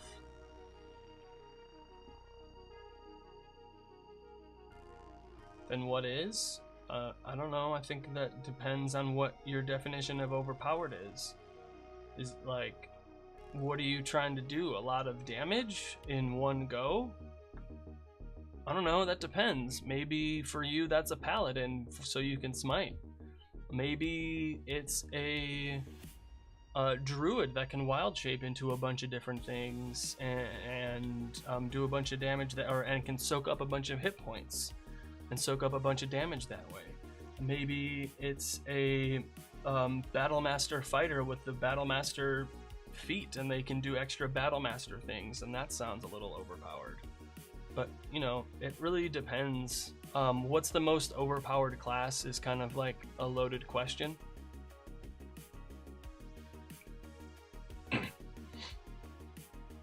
Because if you make a paladin or like some character that can deal a bunch of damage and you are in a bunch of social situations with the Fey Court, that doesn't really mean anything, and you might feel weak compared to the other characters that have a bunch of social skills and abilities.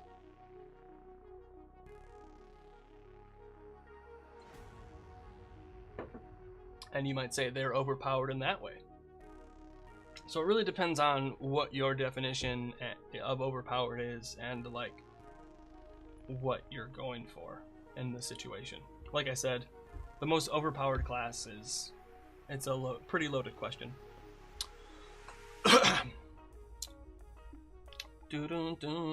Okay, empath. When you take the influence action, you can give yourself advantage on any ability check. That's pretty cool. You always have charm person prepared, and then you get calm emotions. How come there's no cantrip? Flesh morpher, flexible flesh. When you make a dexterity check, you gain a bonus equal to your intelligence modifier. You can use this benefit a number of times equal to your proficiency bonus. Awesome. Psionic talent, you always have the long strider spell prepared, and then you get alter self. Why are these all not balanced with the same cantrip spell and third level spell? Like, what is this? That's wild. I don't get it. Mind Whisperer. As a magic action, you can choose a creature you can see within 120 feet of yourself. For 1 hour, you and the chosen creature communicate, blah, blah, blah. Short or long rest. Alright, not bad. Psionic talent, you know, Mind Sliver, Dissonant Whispers, and ugh, what? I don't. Can you just be consistent for a second, please? Psy Trickster. Oop, we have in 4 minutes, I don't know if you can see the countdown right up here. In a few minutes, there's gonna be some ads. We'll take a little like fiver. It'll be a great time. Psi Trickster, Cunning Mind. When you make a charisma check, gain a bonus equal to your intelligence modifier. Proficiency bonus amount of times per long rest. You get minor illusion, disguise self, but no extra thing. Psykineticist. When you take the dash action, you can increase your speed by 10 feet. You can do this proficiency bonus per long rest. You get telekinetic fling cantrip and thunder wave. Pyrokinesis. You can change damage into fire damage. You also know produce flame, burning hands, and scorching ray. Like, what the heck, my guy? Just let me. Oh my god, I can't. So close, y'all. But yo, this all like this looks pretty cool. I kind of want to make a character. Should we make a character together? I can pull up an empty PDF and make one if y'all want to. What do you think? Should we make one together? I wouldn't mind.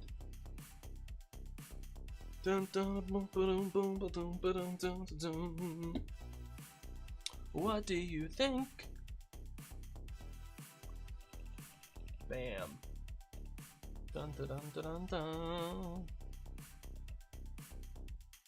Yes.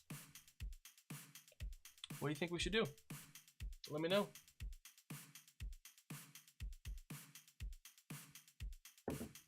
Awesome. Thank you all for stopping by and hanging out. I really appreciate it. Like, a lot. Like, thank you so much for lurking and everything and taking a look at the Psion with me. But yeah, if you want, when I come back, we can make a Psion character together. Bye. You're leaving? No, don't leave. Bye, Frostbite. Thank you. Bum, ba, bum, dum, bum, bum. And if you're over on TikTok, I'm also on Twitch and YouTube. So, you know, stop by, say hello. Dun dun dun dun. Dun dun dun. Uh-oh. Dun, dun, dun. Wait, I thought you were stopping the stream. No, I'm taking a break. I'm taking a little fiver in a second. And then when I come back, just taking a quick fiver. You know, we're gonna live, laugh, sneak attack. You feel me? It's gonna be great. Dun, dun, dun. Oh my god. There we go. Awesome sauce. Cool. Yep. I'm gonna take a quick little break, and when we come back, I'll we'll make a Psion together. How does that sound? Hat of concentration. Thank you all so much. Appreciate you. Aw, back in time for an ad break. Yeah, just in time. But hey, when we come back, we're gonna make a Psion character together. Also, do you like my hat? Okay. BRB, thanks y'all. Appreciate you.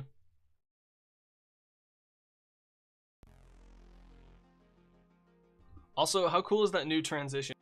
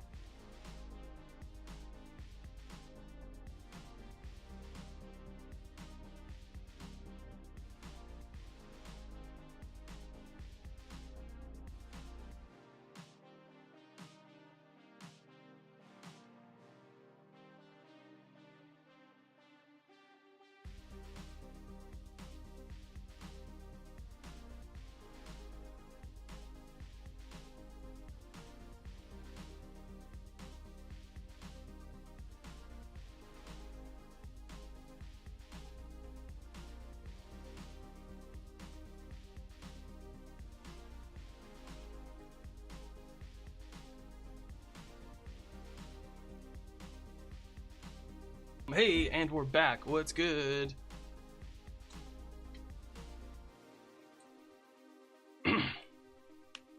Yeah, that sounds like it's a bot. Hey, good life in. Are you a bot? Are you a robot? You sound like a robot.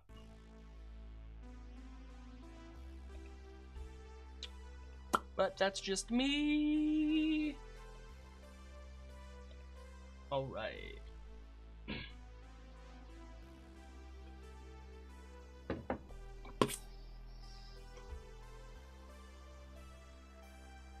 Exactly. See, you get it.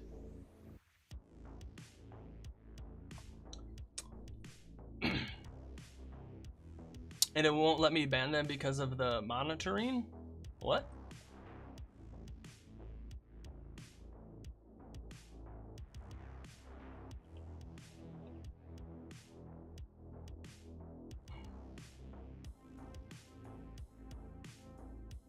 Manage a suspicious user. Should I stop monitoring them? Block.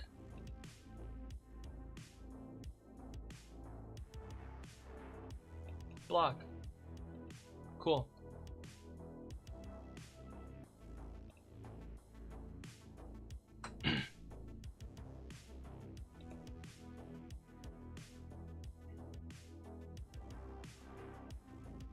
There we go. Cool. Oh, you did some flips too while I was gone? Awesome.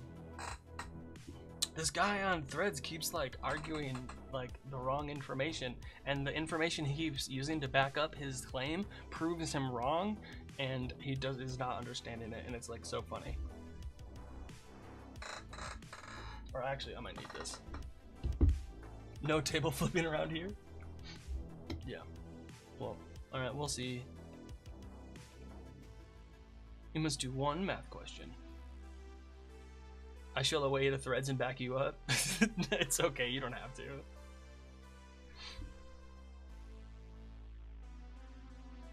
Cause like, it's you get a warlock invocation gives you a spell, and so that you can cast without using a spell slot. And he's like, well, if I'm a warlock at a certain level, I only have level 2 spells. It should be upcast automatically. The rule says if you use if you use a spell without a spell slot, it's at its lowest level. And he's like, well, but I have level 2 spells. And it's like, no, you cast it at its level 1 because it's a level 1 spell. That's what the rule says. Yeah, but if you look over, like, no, the rule says you look at the description of the spell and you cast it at the level it states in the description. He's like, yeah, but if as a warlock I have level 3 spells. I'm like, bro, that's not how this works. And he keeps like posting these like images of these texts, and I'm like, it says right there. And then you what it means, and you keep going somewhere else and saying no, but this, and it's like, bro, it says, yeah. There's like so many people that I don't correct online. So many people, including myself. Yeah, you can't fix. Yeah, you got it, Johnny Fireheart. And like the thing is, like, no, but if you look at this, where they say, and I'm like, bro, you just you're the image that you use as proof of your argument actually proves yourself wrong. Can't you take a stat buff instead of a warlock invocation? No, I mean, like, as a warlock, no, I don't think so. Like, one of the feats you can take, yeah, that's the thing. One of the feats you can take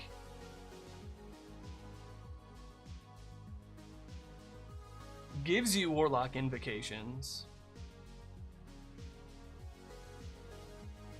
Yo, Frog, stepping on a D4 is like stepping on a caltrop, especially a metal one. Woof. Yeah, let's see. Ability score improvement. Eldritch Invocations. So like when you do an ability score improvement, you could take a feat that gives you more Warlock invocations if you wanted to. You just got into making dice. That's cool. It's pretty sweet. Pretty sweet. Pretty sweet. All right, let's make a. I need to find something really quick. Character sheet. No, come on.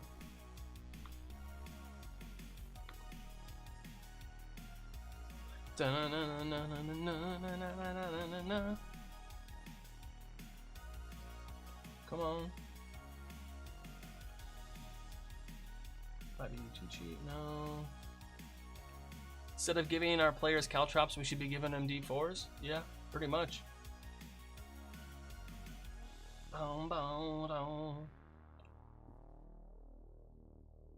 Here we go. Duplicate. Right, and then, oh dang it, no, that's not what I wanted. Quit.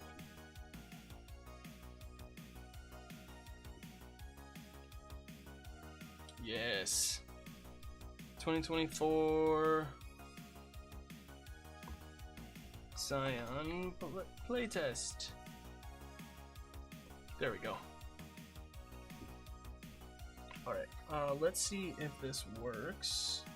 We're gonna go to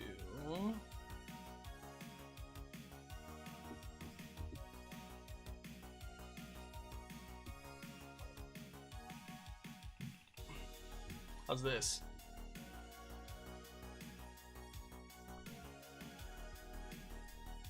There we go. Awesome. Let's go. However, we might have to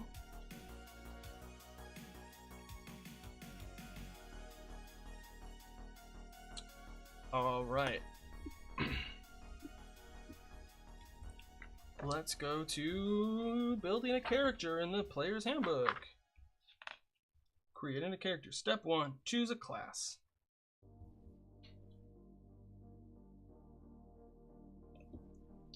Class. Psion.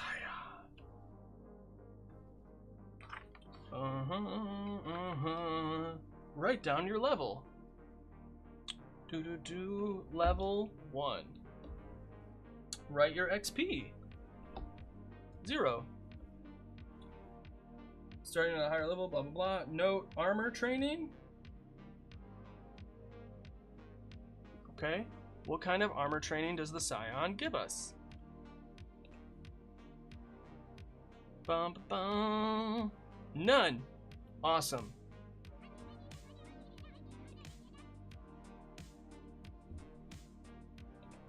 When my players made a character for the first time, I made a guide on how to make their character. Nice. Bet you learned a lot doing that.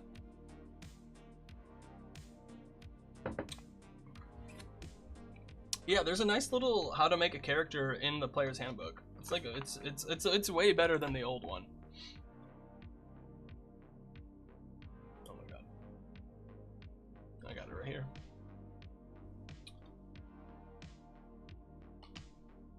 You know what I'm saying?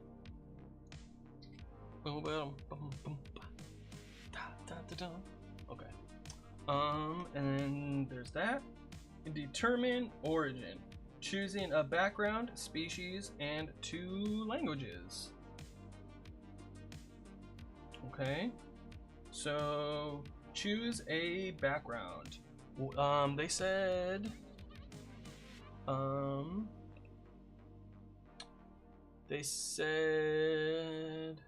noble or sage. Okay. We're gonna do a noble or a sage here.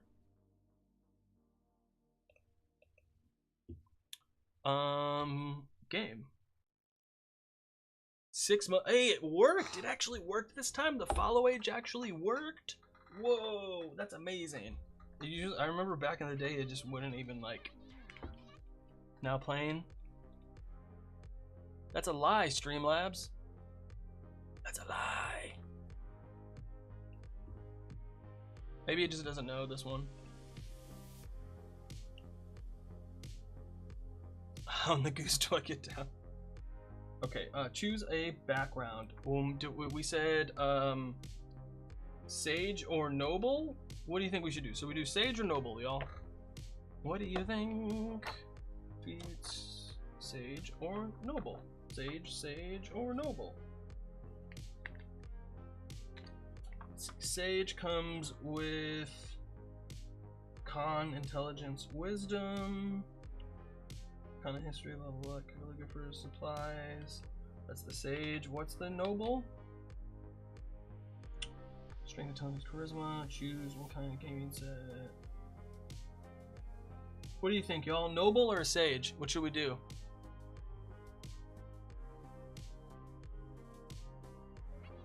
Sage, awesome. We're gonna do sage. Background. Sage. And that background you choose influences blah blah blah.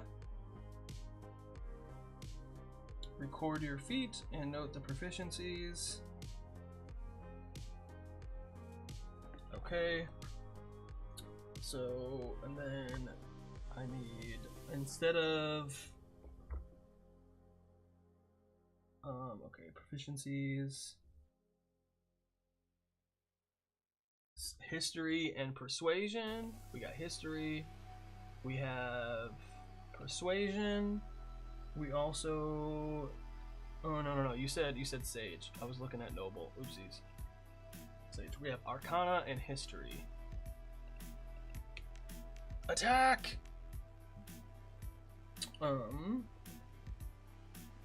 Tool proficiency, calligrapher's supplies.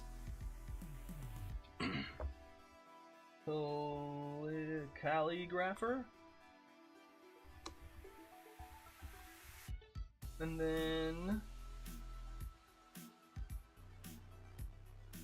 okay, and then equipment. Equipment, training and proficiencies. Equipment, here we go. Thought. Yeah, there's, oh, you're just going through all of them on there, aren't you? That's awesome, I love it. And then also, you know, Frostbite, there's a bunch of what do you call it? Channel redemptions too on Twitch as well. Let's go. It is certain. Equipment, we have quarterstaff. Q-U-A-R quarterstaff. Calligrapher's supplies, calligrapher. Calligrapher's supplies, a history book. And let's see, we have eight sheets of parchment. And a robe and 8 gold. Where are we at? 8. There we go. I have died one time today. I haven't reset that in so long. That's pretty funny. It's not even correct. Okay, so there's that. Sage. Alright. What's next? I did proficiencies in the tool.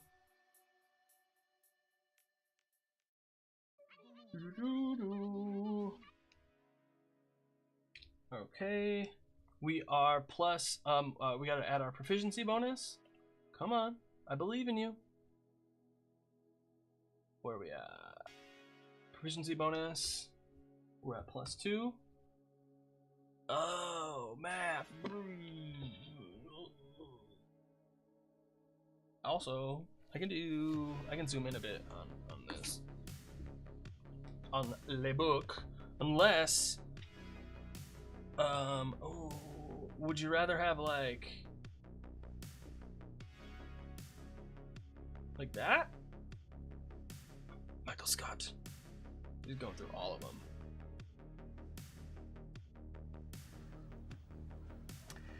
This is the worst.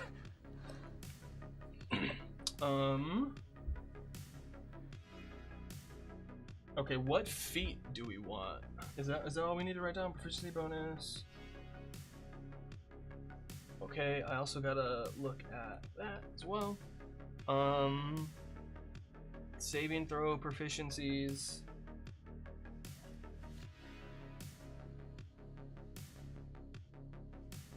Okay, we have intelligence and wisdom. On the saving throw, we have, what did I say? I said intelligence and wisdom. And then we also have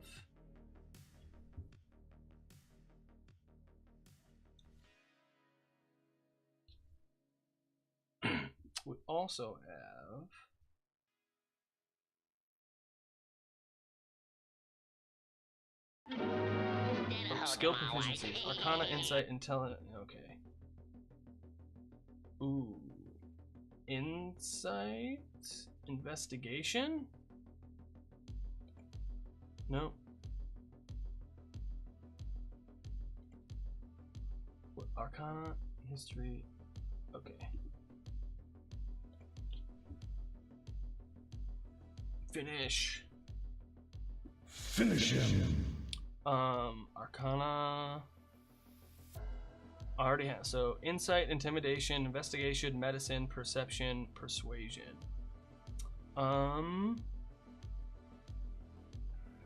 Insight and perception? Let's do insight and perception for now. Oops. Let's see. Insight and perception. Cool. And then what else do we have? Weapon proficiencies, simple weapons.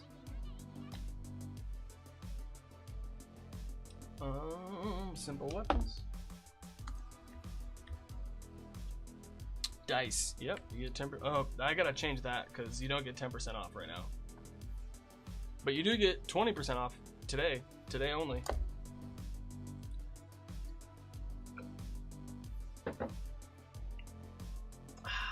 Yes. Bam, there we go. Alright, now we need to choose a feat. Which one of these feats looks... we're gonna take one of these new feats, of course. Scroll down to the bottom. Which one of these looks cool? Feats. Atomic Kinesis, that's lightning. Biokinesis. Clairsentience. Guide, blah blah blah. Cryo. Cryo sounds kind of cool. No, I want to take one of these new feats, man. We're making a Psion. We got to take the Psion feat. Emotional sense and flesh morpher. Mind whisperer. Charisma. Blah blah blah. Psykineticist. Ooh. Pyro. I want a pyrokinesis, of course. Come on, pyrokinesis. What else would we do? Oh my god, I can't believe I'm still up there like that. Nope. There we go. Pyrokinesis.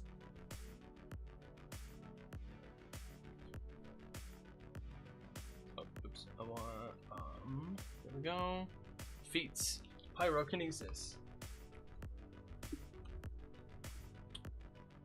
And what does it do? Fire starter. Damn, bro. Who knows if this is even gonna copy and paste well. Once per turn. Alright, hey, there you go. Looks good. Looks pretty good to me. And then we're level 1, produce flame and burning hands. Spells, we have produce flames and burning hands. I think this is 0 and this is level 1? Yeah. All the fire! Exactly. Yeah,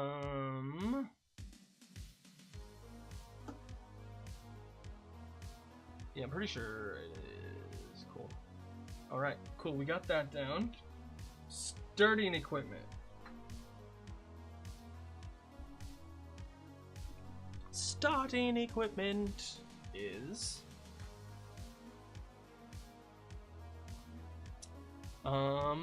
yeah, we're gonna choose a. Can I copy this? Copy. And let's see if I can paste it. Aha, I did. 2 daggers. We got a light crossbow. 20 bolts. I don't know what the case is for. 6 GP. What's the case?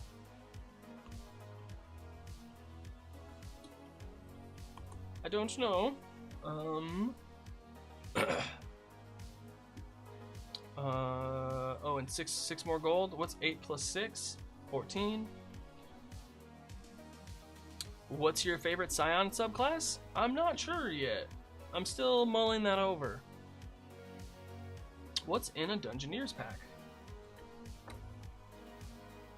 What's in a Dungeoneer's pack? Let's take a look, shall we? Alright. Which is...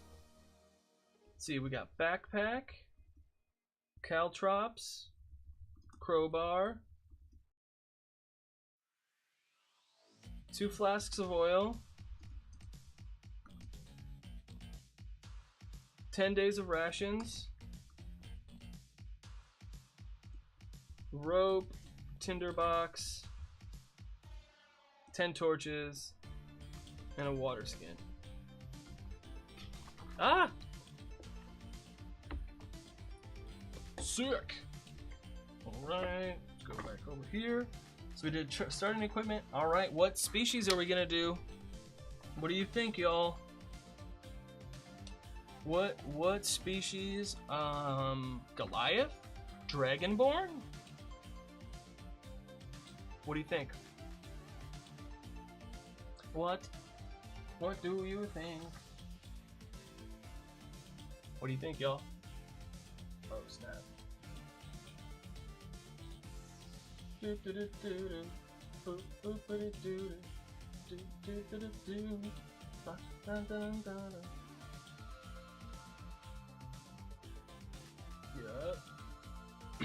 There we go.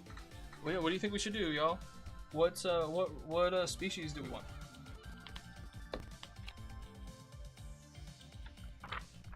What do you think? One of the Genasi? I just want to do one of the from the main book. Trying to keep it PHB, you feel me? How's this sound? You have to drink a gallon of water per day or else you'll get 1 level of exhaustion. I assume the characters are doing that. You know, if they have enough gold, I'll tell them just to subtract like 10 gold or something to make sure they have supplies for their trip. It's another, like, if you want to add another thing to track on top of everything you're doing, that's totally fine. But, and I fell into this trap also. I did this. I added a bunch of stuff that I thought would be fun to add to the game for my first time running a game, and we never used them. I talked about them, we never used them. It didn't matter because I was worried about running the game for the first time. So I love it that you have a bunch of ideas, but try it normal first.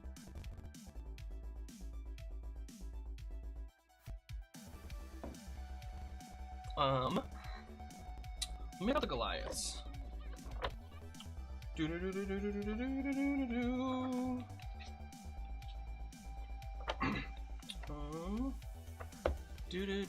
And you have to eat at least every other day. Yeah, that's what I'm saying. Is like I assume that they do that already. Like you have to assume competence. I mean, unless you're going for a dark, gritty game and you want to track rations and water and trekking through the wilderness, and that's what you want to do, all the more power to you. I'm just saying, in my experience, don't give yourself too much to do, especially when you've never done it before.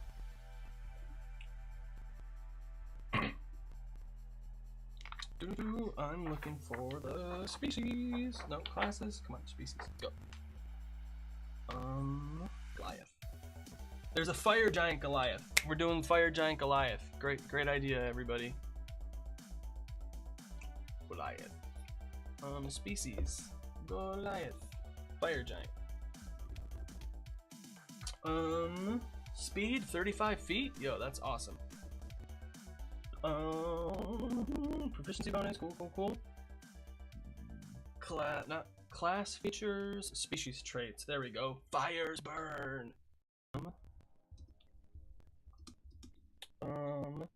When you hit a target with an attack roll and deal damage to it, you can also deal 1d10 fire damage to that target. Proficiency bonus per day. 2 times proficiency bonus per day. Do.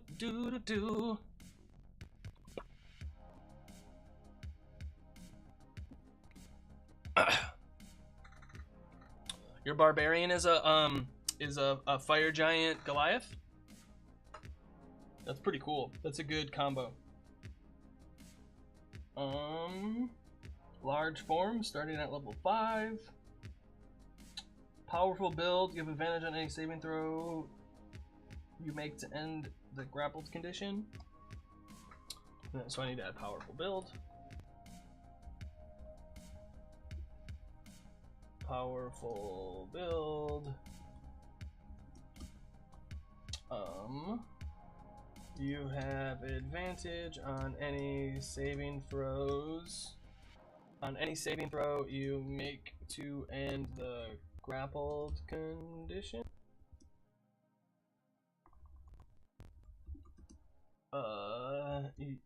You also count as one size larger when determining your carrying capacity. You feel me? Cool, so that is my thing. Right, so we did that. Choose languages.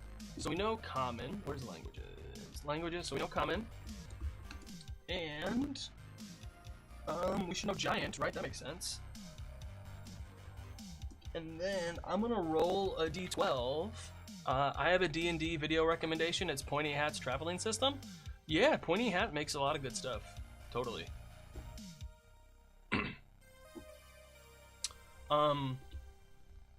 Yeah, I would just, you know, my only thing, make sure that that's what the table wants to do. Consent is key. Make sure everyone is signing up for that. If that's what you want to do, go ahead and do it. Pointy Hat makes a lot of good stuff. Don't fall, you know. Sounds good. Lots of good traveling systems out there. I just fast travel, man. I get to the good stuff. If your game, if you want to make your game about the travel, totally go ahead and do that. But if that's not what you want your game to be about, then you don't have to do that. You can just say, all right, and after a couple of days you make it to the dungeon and here's what you see, how do you want to proceed? Like, it's totally okay to just do that. But it's also totally okay to do all of the role play exploration and combat of exploration that you want to do. There's no wrong way to do it. All right, we're gonna roll a d12 for another language. Uh-oh. 4 is Dwarvish. Nice. It's kind of about travel. Yeah. Then do that. Totally. And also, you know, campaigns can go in and out of like how detailed you want to get. You know, like Brennan does a good job of like doing some minutia stuff for a little bit, and then also like, oh, and weeks and months have passed, and now we're here, or you know, he'll just fast forward to when we're there. Good stuff. Okay, languages. All right, now we're at ability scores. Generate ability scores. I just use the standard array. So, what's a wizard? Yeah, I'm just gonna use the wizard for the standard array. We have 8, 12, 13, 15, 14, 10. 15, 14, 10. There we go. Nice. And then adjust.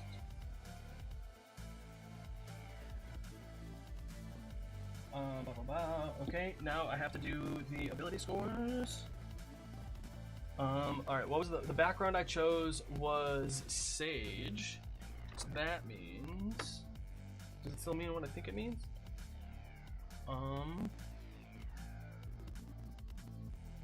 Cool, yep, it does. It still means what I think it means. Still means what I think it means. Do Sage. Constitution, Intelligence, and Wisdom. Okay. I might have my PCs choose travel speed, which decides how many things have in travel. The fastest speed can only be reached with vehicles and creatures to ride.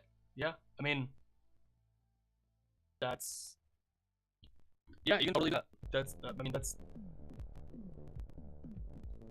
the normal rule, kind of, to choose how they want to travel. Let me see. Constitution, Intelligence, and Wisdom.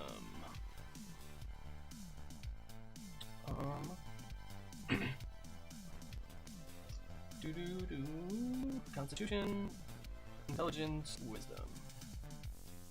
Oh, what is... Wait, what is... Intelligence is the primary ability? Spellcasting...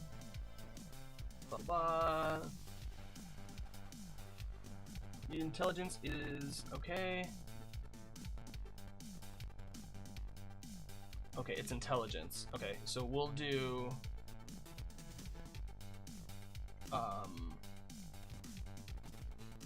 we'll do 17, and we'll make Wisdom 15. No. We'll make this 16. Ah. And we'll make this 16. How's that? There we go. Exhaustion causes them to go slower. I mean, yeah, that's part of the rules of exhaustion. It causes them to go slower.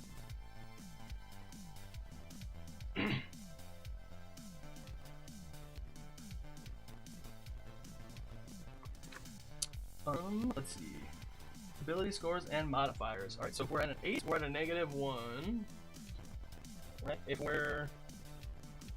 Do I do the skills then? Ability scores. Okay, cool. 8, dexterity is 12, plus 1. And then Constitution is a 13, which is also a plus 1. Ah! And then 16 is a plus 3. And 16 is a plus 3. And Charisma is plus 0. There we go. And then describe appearance and personality. I don't need this. There we go. Alright, backstory and appearance and personality. Oh yeah. Let's see. Gotta roll D4. Okay, strength. Do I have a high strength or a low strength? I have a low strength. So, self-conscious. Self-conscious. Let's see. Dexterity is, we'll say it's high dexterity. So 4. That poised.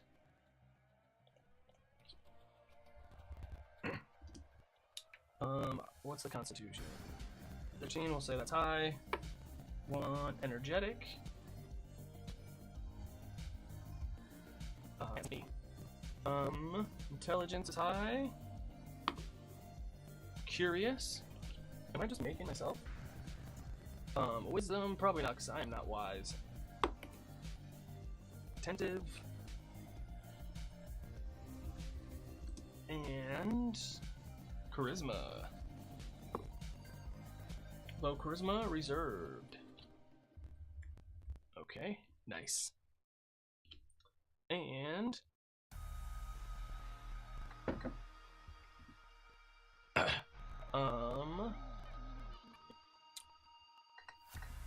there's a good website that I use to make monster stat blocks called Glyphs Monster Maker. Yeah. Cool. Yeah, there's a bunch of really good monsters everywhere.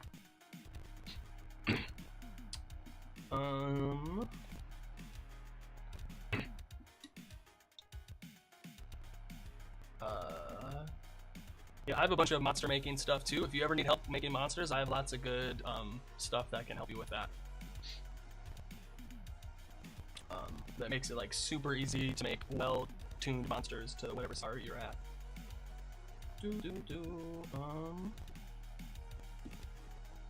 But like seriously, man, if I was if I would give advice to a dungeon master, you just use everything from the book first. You don't need to be making up new stuff. Like make up your setting and the story and stuff like that, but like all of the monsters and like the player stuff, and like the mechanics, I really would encourage a new dungeon master, no matter how much experience they have as a player, to just use the basic stuff. Don't you have a page for that? Yeah, somewhere. Where are we?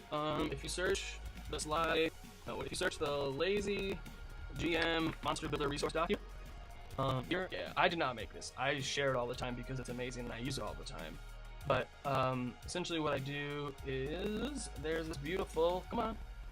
Oh no, that was lazy GM monster builder. Here we go. The lazy monster builder resource document. And it has this awesome monster statistics by challenge rating. Wow, this is perfect. And I also on the blog some monster stats by CR. And it's a PDF that gives you, so by CR gives you AC, HP, attack bonus, number of attacks, and the stat modifiers. And then for each CR, there's 2 or 3 example monsters with skills that those type of monsters would have. So this is also this is when I go to homebrew a monster, I use both of those things together. If it's like something super quick that I'm just using for a session, or like I'll use this in the middle of a session if I need to like because I'm making something on the skills of whatever the heck is going on, or like if I need to adjust an encounter, or if I need to adjust the CR of a stat block on the fly, I can use this chart super easily. And I have this chart printed out so I can use it on my DM screen during a session. It's so helpful. Alright, back to make a character. Where are we? So choose an alignment. I don't really care about alignment, to be honest. I don't know if that's how anyone else feels about it, but I really don't kind of care. But that's just me. Okay. Fill in the details. Record the class features. All right. Do I have all these? Okay. Record all the class features. Level 1. We get spellcasting. Here we go. Class features. Spellcasting. Lawful neutral, I vote. Yeah, that sounds about right. Lawful neutral sounds about right. So we have spellcasting. We're gonna get minor illusion and telekinetic fling.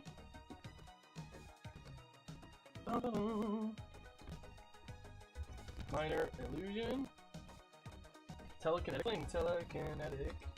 fling, which is, those are cantrips, right? So 0 and 0, and then what else do we have? Spell slots. Let's see. Spell slots. 2 first level spell slots. Yada da dee, yada da mean. 2 first level spell slots. Oh, no, not that.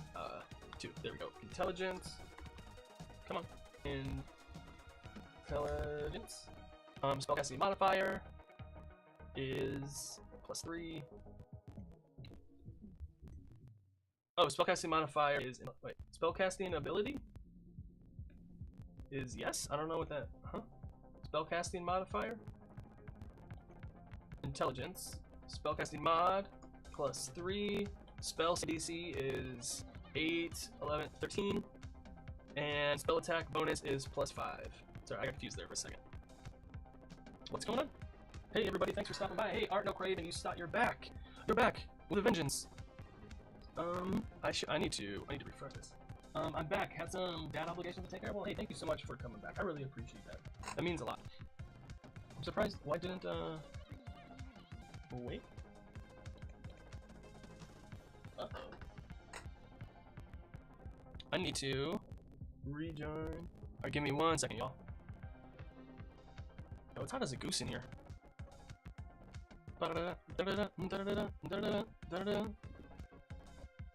Yeah, OBS, what are you doing, bro? Would you mind putting that in the Discord? If you go to channel, they are already linked in there. It's already in Discord. You already have it. It's pretty awesome. Pretty sweet. Okay. Okay, now I think you're good. Now I think I should be seeing. Commissar Bass says, hey dude, it's late in CST and I need to go to bed soon, but I want to let you know I do your content on Threads. Well, hey, thank you so much for stopping by and saying that. I really appreciate that so much. Thank you. Stars for you, Commissar. I appreciate it so much. Thank you. Thanks for following me. Thanks for joining me here on Twitch. It means a lot to me. I hope you have a good rest of your night and a good rest of your weekend. Pow. Which channel is it? It's called,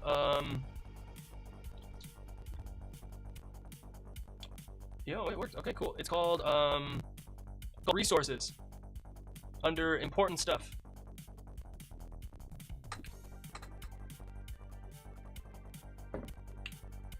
What am I doing?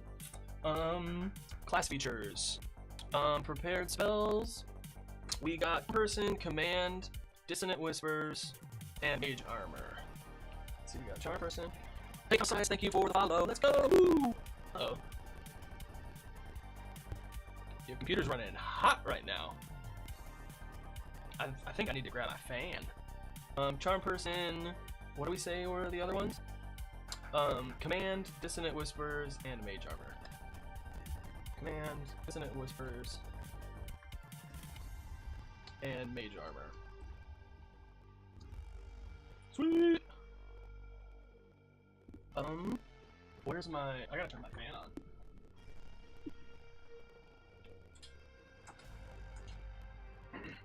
A little too hot in here. It's getting hot in here. So put on. Yep. Thank you all. Yes. Yahoo. No. My computer's like, what? I'll be already. No worries, Frostbite. I'm taking a break in a few minutes too. All right. What else do we have? Blah blah blah. Boo-doo-boo. When you cast a Psion spell that doesn't require verbal... Which other one is? Yeah, I need to get that one for sure in there. That's a good one to have. Sweet! Yeah, let's go, let's go! And then... What else do we have? Level 1, Psionic Power. I have Psionic Dice. Energy dice. Psionic energy dice. 4. Oh, 4d6, right? 4d6.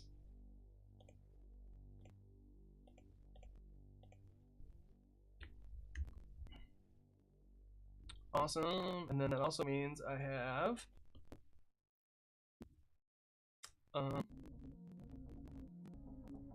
Telekinetic propel and telepathic connection. Come on. Can I get both of them? Am I the only one getting crackling in the audio and buffering? No, it wouldn't surprise me if that's happening to multiple people. My computer is running a little hot right now, and I can tell it's been sending weird. It's been sending weird stuff.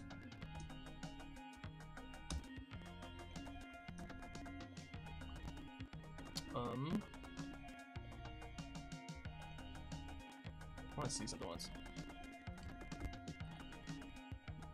Okay.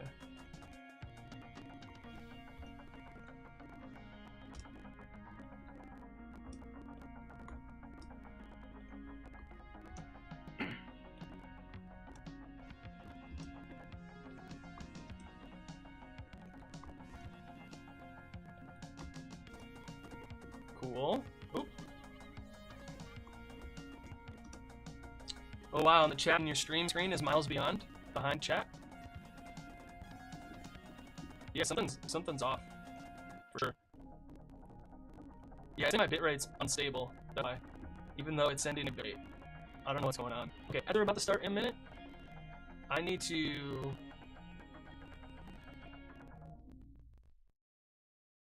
I need to get my computer to work a little less harder. So I'll be confused, right? Thank everybody for stopping by and I really appreciate it.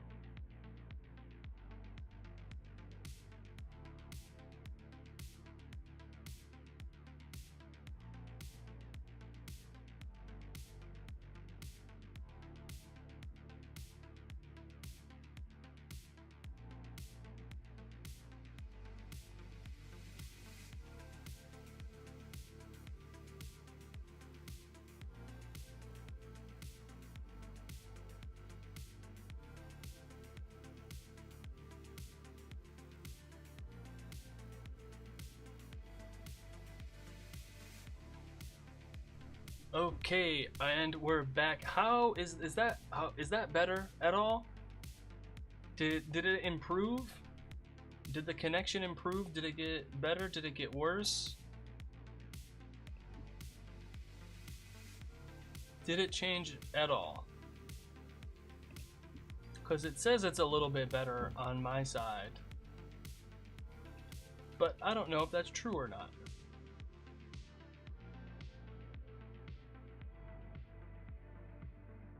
Your audio is gone?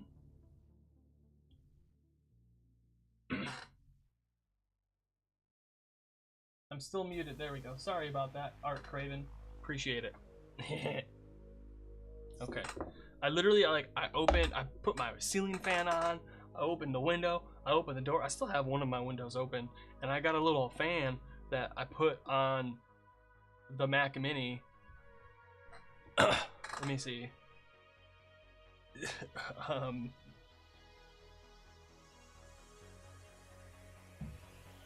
Yeah. And normally I also, that's probably what was doing it too, is I have this audio interface on top of it, so that was probably also making it a little extra hot. But you know, hey, it happens. Gotta do what you gotta do. You know what I'm saying? But hey, thank you so much. Oh, Art Craven, you're amazing throwing all of these likes. I really appreciate you so much. But yeah, we're over here on, are we good on Twitch and YouTube? How are we doing? So it looks like it's good to me, but I can't know unless someone replies. It says I only have one viewer. Great. Yes sir, and ain't no thing. Least I can do. Yeah, I really appreciate you. I wonder.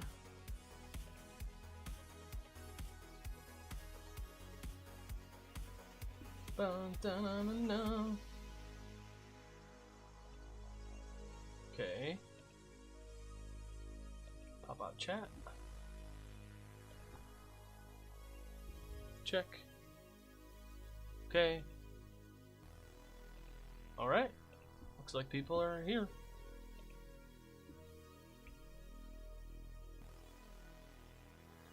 Is it working? I don't know if anyone's there.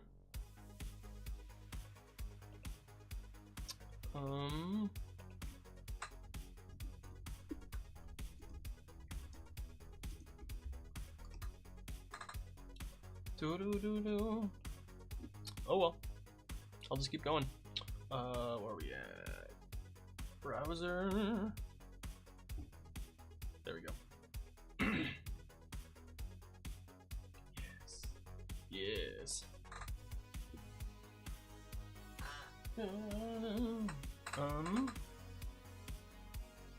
Okay, class features. I can hear you? Okay, yay! Can you see me? No,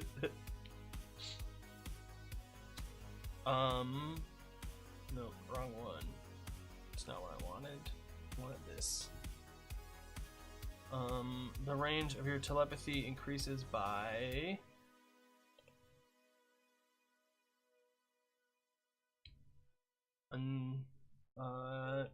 number of feet equal to 10 times the number you rolled. And we're gonna go here. There we are. Awesome sauce. Got that in there. It seems better on this side. Yeah. Okay. Cool. Good. Yeah. Like I said, I don't know if you heard, but yeah, I had to. Hey, Alan, what's going on? I had to put. Yeah, I think my computer was getting too hot. Okay. What's next? Subtle telekinesis. You know, the mage hand cantrip. That's pretty cool. It's called subtle telekinesis.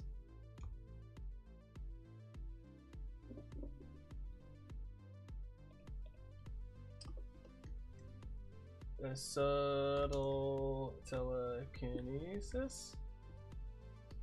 There we go. You know, the mage hand cantrip.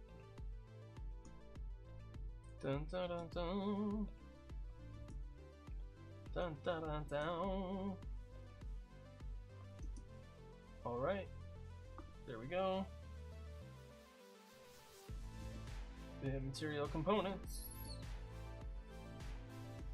Awesome. Alright, what now? So that's all the level 1s. Oh, I gotta put in Mage Hand also.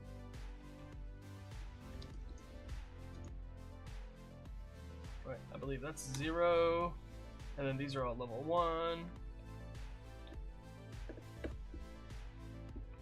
And then, what else are we doing? Saving throws. Okay. So we're gonna go minus 1, minus 1. We got a plus 1, plus 1, plus 1, plus 1. And then Constitution, we got that plus 1. Here, it's going to be a plus 5. No, not minus 5. It's going to be a plus 5. And a plus 5. And a plus 5. And a plus 3. Plus 3. Plus 3. And then this is also going to be a plus 5. This is going to be a plus 5. That's going to be a plus 5. Got plus 3. Plus 3. Plus 3. And then here we go. All of these are plus 0. Or minus 0? I don't know, however you want to look at it.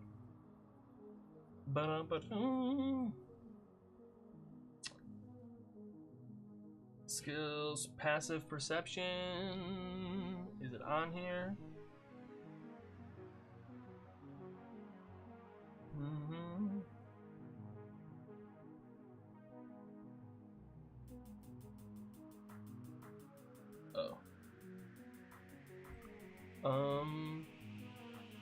Oh, passive perception is 15.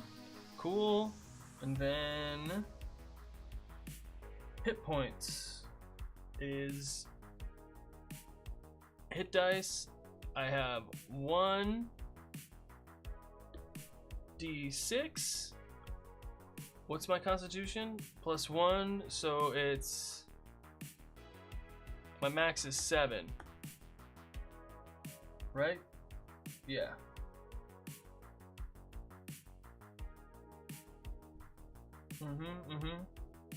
Hit point dice. Initiative is plus 1.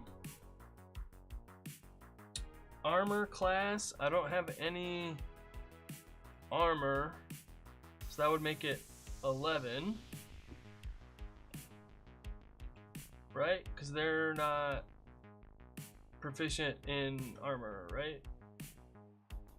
No armor training. Good job. Good job, everybody.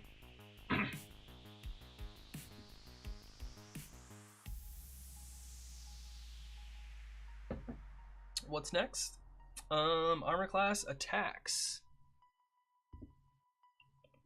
Da-da, attacks. Cool.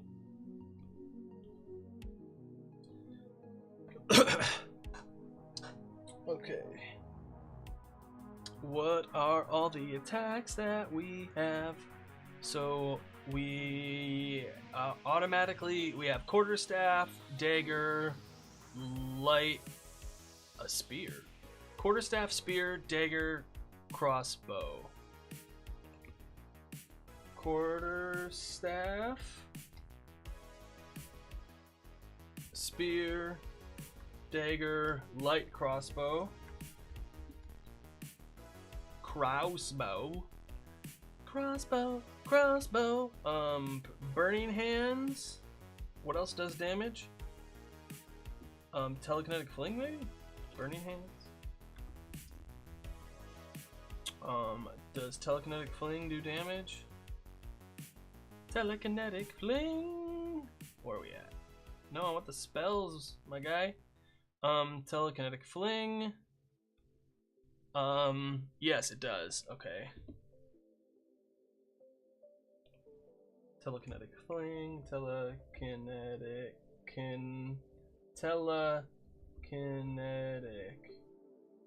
fling. And we also have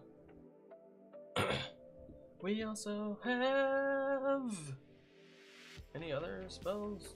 Mage Hand, Mage Armor, Dissonant Whispers. Whispers.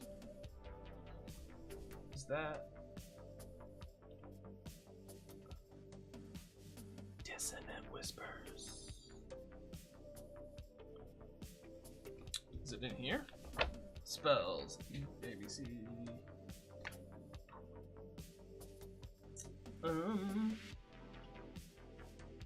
Oh yeah.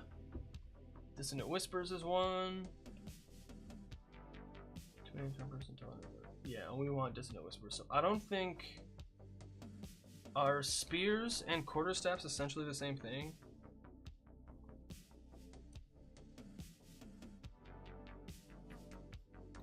Come on. I want feats, I want equipment. Spear. Quarterstaff. One's bludgeoning, one's piercing. One, okay. I really don't care about the spear. So, and then we can add in Dissonant Whispers.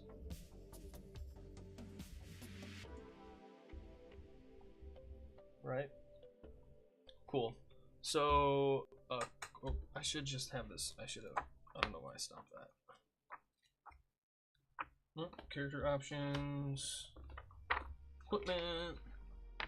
My equip monk. So we have a quarterstaff, which is versatile.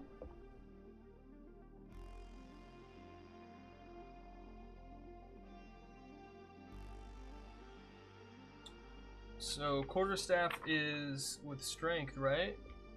Oh, but is a staff or a spear? Reach, thrown, two-handed, finesse. No.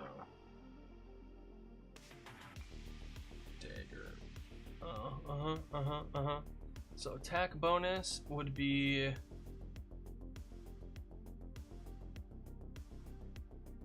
+2, +1 to hit, and it would be 1d6 bludgeoning,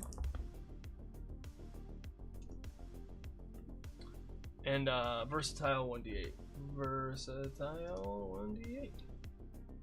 1d8. Dagger. I don't know why I closed the book. That was really stupid of me. Silly me. Feats. Come on, come on. Dagger is, it's gonna be dexterity, so that's gonna be a +3, and that's gonna be a D4 piercing.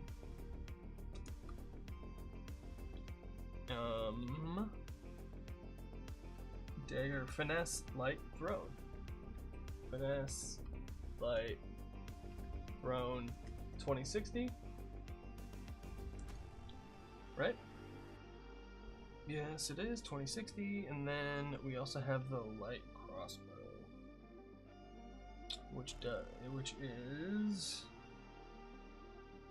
wait, ranged weapon is dexterity, so that's a +3.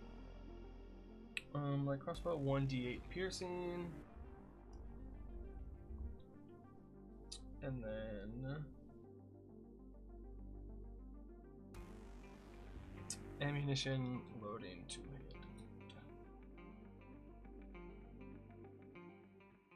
Okay.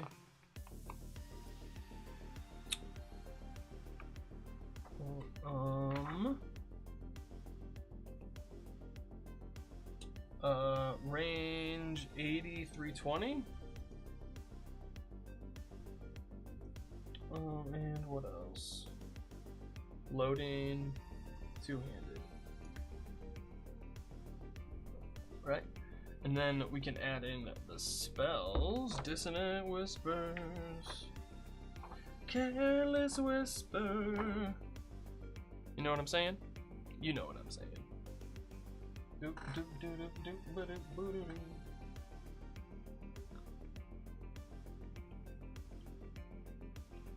Yeah.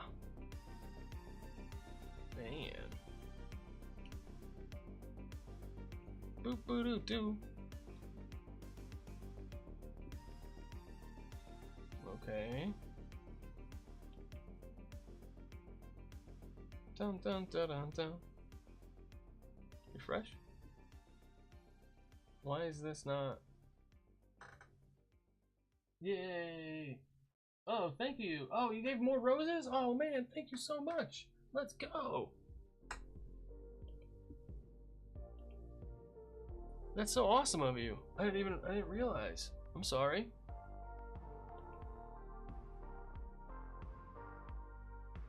I think I got too many things open.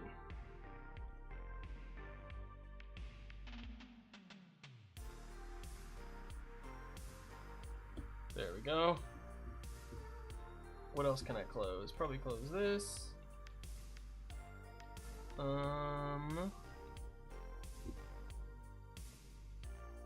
Yep.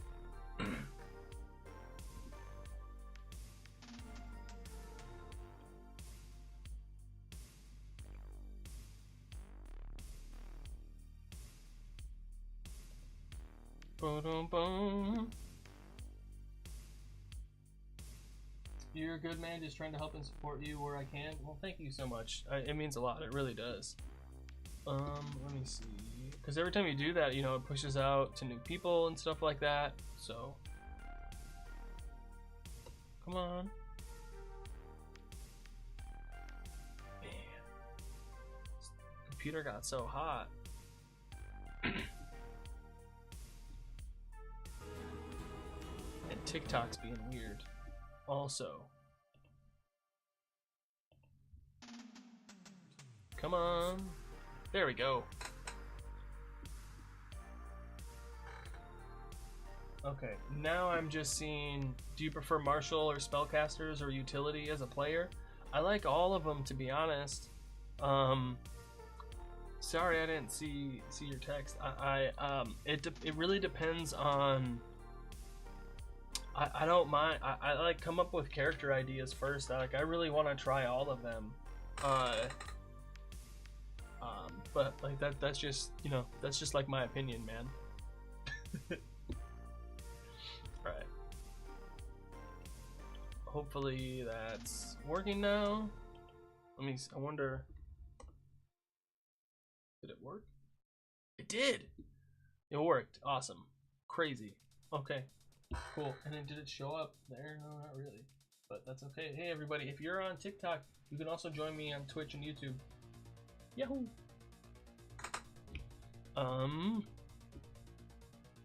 Oh, I said Dissonant Whispers is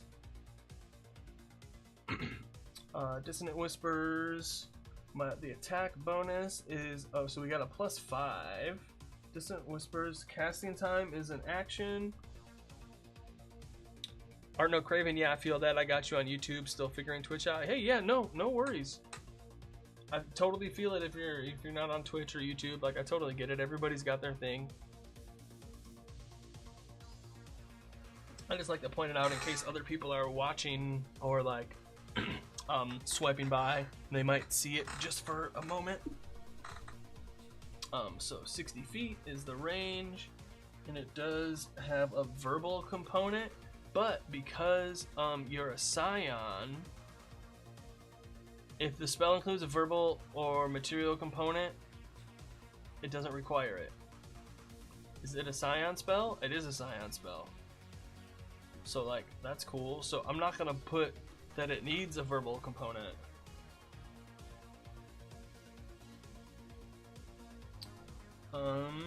Let's see. Wisdom saving throw. Oh no, so it's a DC of 13. DC 13 Wisdom. Damage is 3d6 psychic damage. How do you spell that? ESY. Psychic damage. And then what's cool, because of my feet, right? I can turn it into fire damage if I wanted to. How cool is that? Wow. Or any of these, I can turn them into... That's cool. Ooh, that's pretty cool. They must immediately use its reaction to move as far away from you as it can, taking the safest route. That's pretty good. I like that a lot. Okay, burning hands. Burning hands. Burning what now? Burning hands. Here we go. Level 1. Casting time, action. The range is self. Serve. Verbal and somatic, so we'll just take somatic. Cool. 15-foot cone. Let's see. Dexterity save, DC 13 dex, and it's gonna be 3d6 fire damage, 3d6 fire. Not bad. 15-foot cone.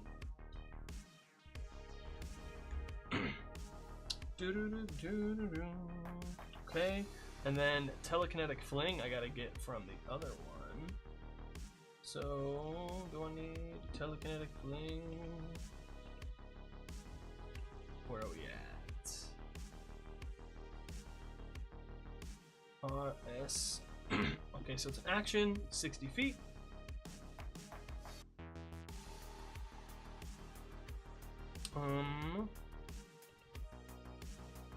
Playing action, and we're going 60 feet. Right, and then so it's an attack, so it's +5 to hit. Right? Is that that's what it says? I can close that also. Do you ever play other editions? I have 3.5. I haven't, but I would love to. I would not mind playing other editions of D&D at all whatsoever. I would love to play a lot of different games.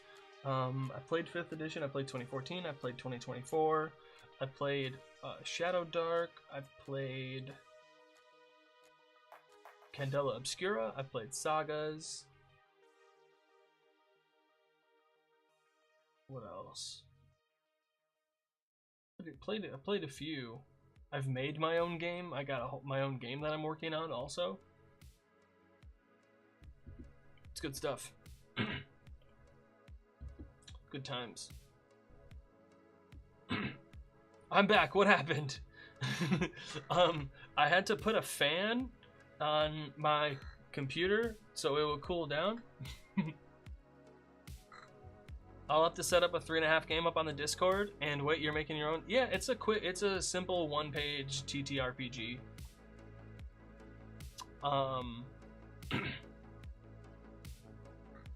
Quote number 51.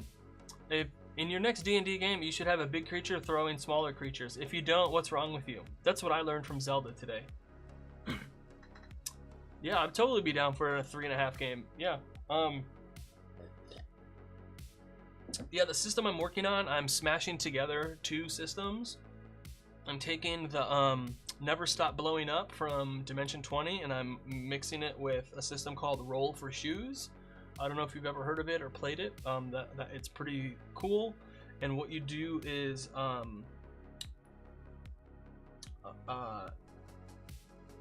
so it's called this initial one is called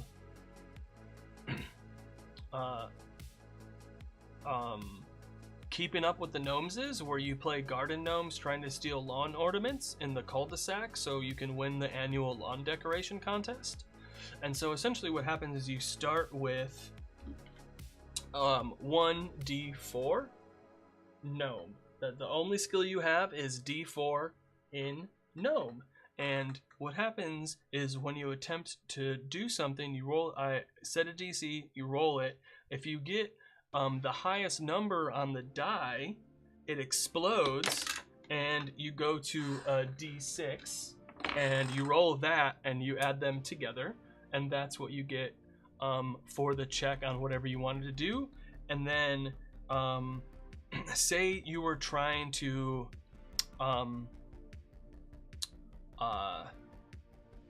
like sneakily steal something without like a human seeing it, and you exploded, you would then get, instead of you having D4 gnome, you then get a new skill called like D6 pickpocket, and at any time you do a pickpocket thing, you would use a D6 instead of the D4, right? And then if you pickpocket again later on and you explode, it turns into a D8. And then if it explodes, every time it explodes and you get a new skill that's specific to the action that you did to make for the roll to explode.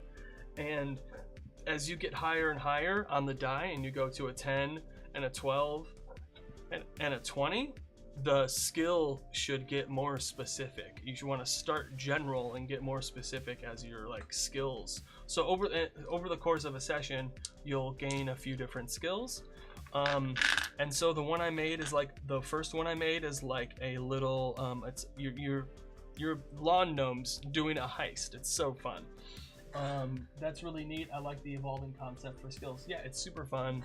I've only run it one time. I got to do a little bit of editing on it and run it again, and have other people run it as well. But I do think it'll be a really fun. I have other ideas for like scenarios using the same system, so I want to roll for explosions. But yeah, a little something I'm working on, and it's like one page front and back. I have it set up to where there's like a random table that's 8 by 8, and so you can roll 8d8, or is it 6 by 6? Whatever it is, and it randomizes all the different like attributes of the heist adventure. So it can randomize the things that are in the yard. It can randomize the guardians that you have to like get past. It can randomize like some magic items that they have that they can use at their disposal, and stuff like that can make each time you do this specific scenario a little different. I'm working on enhancing a leprechaun stat block with more of their real life abilities in our lore. That sounds pretty cool.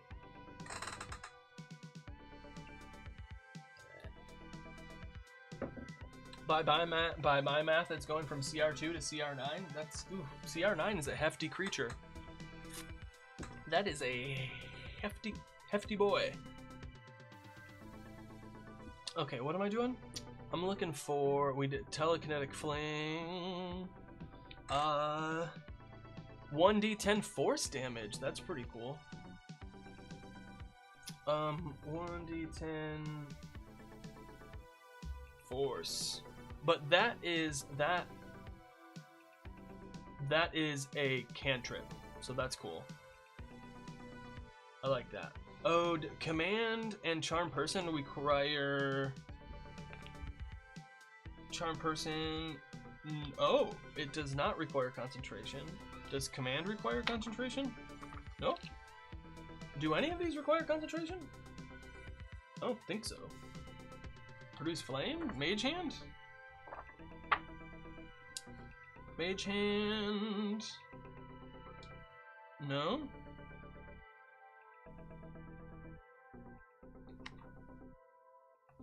Their real abilities are stupid powerful. The Fae aren't to be mucked around with. Oh yeah, for sure, they are not to be messed around with. What did I say? Produce flames? Yeah, no, the Fae are not to be messed around. Like they will mess you up. What's it called? Produce flame? Produce. Nope. Cool. Awesome. So that's all the spells and attacks, yeah. Oh, telekinetic fling, let me see. Range 60 feet. Come on. 60 feet. 60 feet. There we go. Yes. Can skill proficiency stack? No, if you get a proficiency in the skill from multiple places, it does not stack. The only time it like stacks is when you have expertise. So like if you go to like on DnD Beyond and you ever have like a weird time choosing skills, it's because of that reason. It's because you're getting the same skill from multiple places, so it'll give you another choice. It messed me up a couple of times. Okay, what's next? I did spells, I did attacks. Okay, page 36.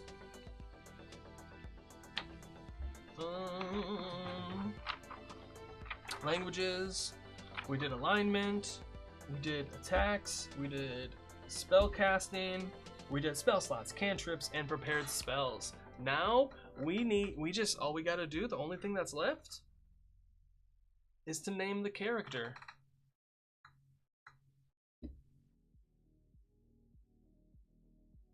What?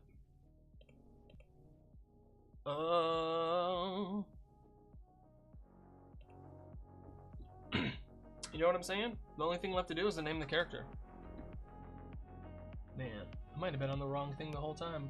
Sorry guys. Hey, bad dice roll. What's good? Hey everybody. Frostbite. Can CR1s go against level 1s evenly? No.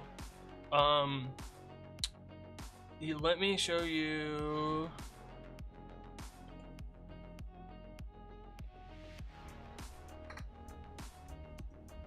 Here we go. Check this out. Is it in here too? It is. Okay. In this table, that monster statistics by challenge rating, it also, check this out, equivalent character level. Okay?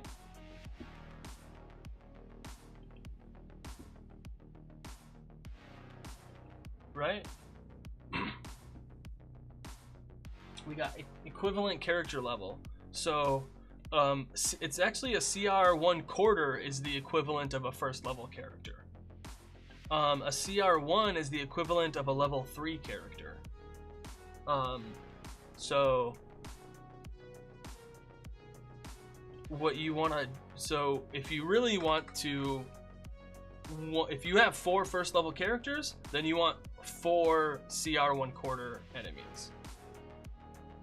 Like CR to character level is not 1-to-1. Because you have a scale that's 0 to 30, and it also includes 3 extras in there. So there's like 34. The scale is from like 1 to 33 or 1 to 34 instead of 1 to 20. So it's not a 1-to-1 thing. And then having said that, we have the what you can do is lazy encounter benchmark. An encounter might be deadly if the monster challenge rating is greater than 1/4 of the sum of total character levels. So in between levels 1 and 4, what you do is you take the amount of characters and you add up all of their character levels. Say you have 4 level 4 players, characters. So 4, 8, 12, 16, and then what you do is, because they're level 4, divide that by 4, which is then 4. That's if your combat has 4 CRs worth of creatures, it might start getting deadly, and anything over that is probably gonna be a difficult encounter and even a deadly encounter. And so what I would do in a thing like that is, you got 4 level 4 characters and the thing is 4, you know, I would throw in like a level 2 or like a CR2 and then like a bunch of CR halves or CR1 quarters to fill it up. I would do like a big strong guy and a bunch of little tiny creatures for a nice powerful combat, or like you can do 3 CR1s, and that would be a good encounter for CR1s also. And if you want to push it, you can make the encounter be over that 4 CR. But then as you see, if we get to 5th level and higher, when you add up all the character levels, it's 1/2. And then if you get to 3rd tier, you do it 3/4 of all the character levels, and when you're in tier 4, you can do an encounter that's equal to the total character levels, and it'll be fine. Not fine, but it'll like, that's where I label a hard, difficult encounter. And then also, do use, in DnD Beyond, if you go to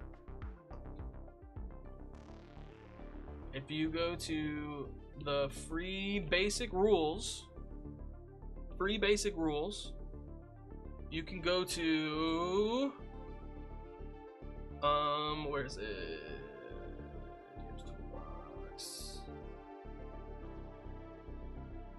Combat. XP budget, there's a whole thing right here, determine your XP budget. So if you have 4 level 1 characters and you want a moderate encounter, you do 75 times 4, which is 300. So you have 300 XP to spend for that encounter. Phew! Crazy uncle is here. Everyone's got a crazy uncle.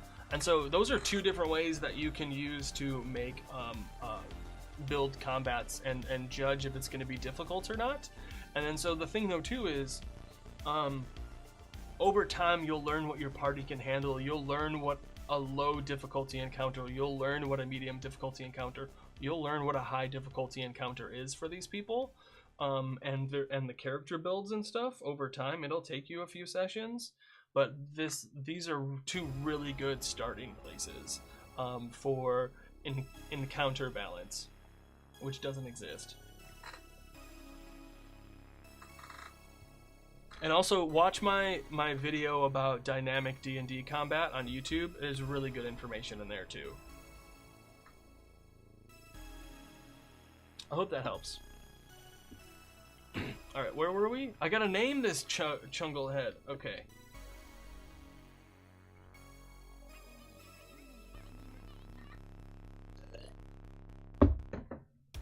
I put 3 PCs against 3 CR1s. Yeah, that's gonna be tough, bro.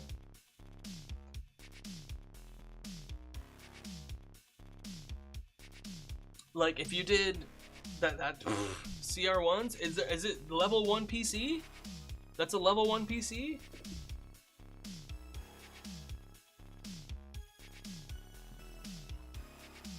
Oh, and monster combinations? Monster combinations for a hard challenge. If you want a hard challenge, monster combinations, character level.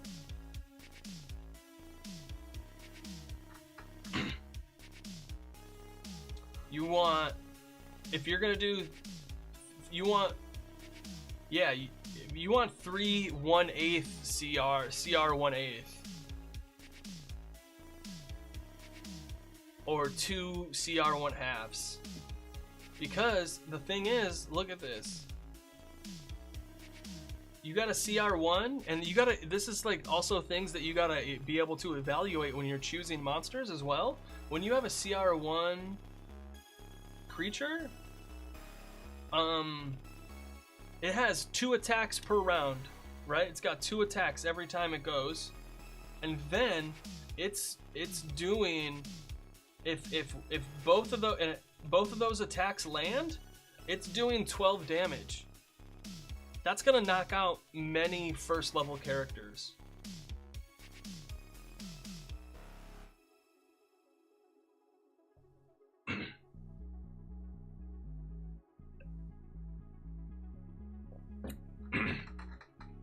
You know what I'm saying?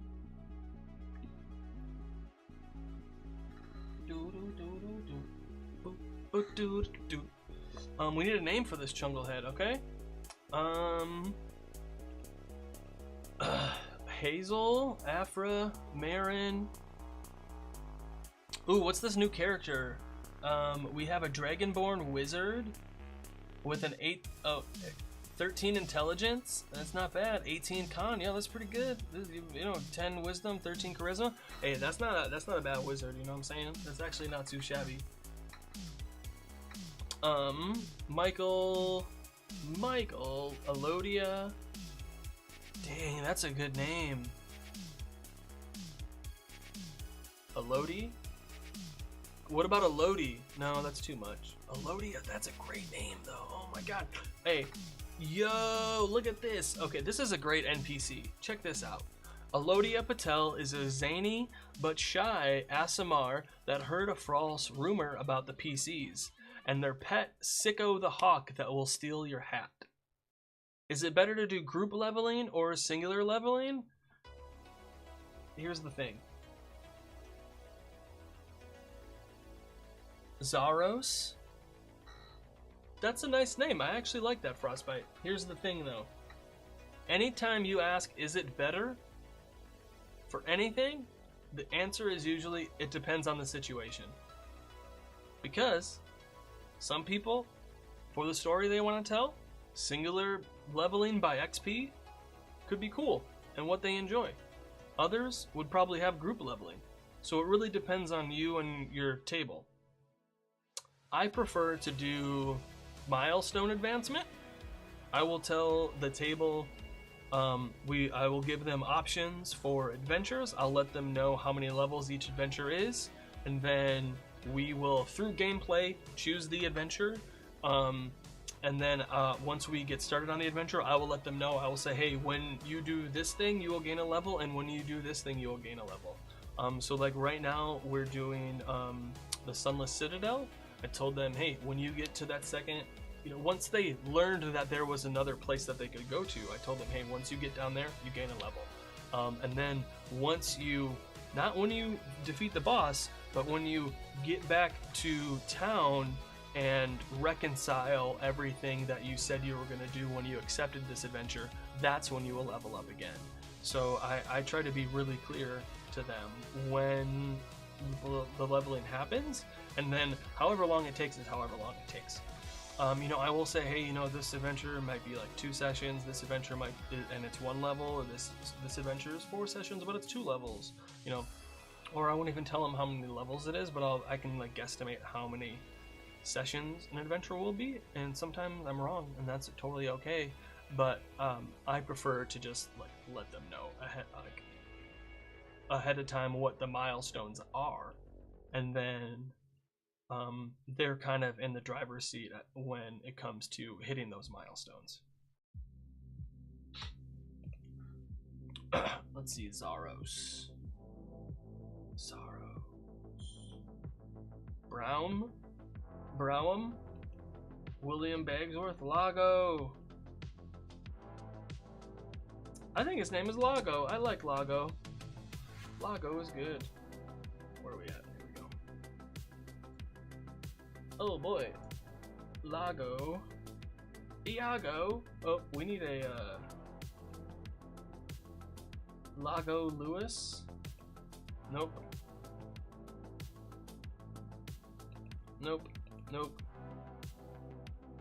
There we go. Lago Lewis. The alliteration is nice. Laris? Lewis. There we go. Nice.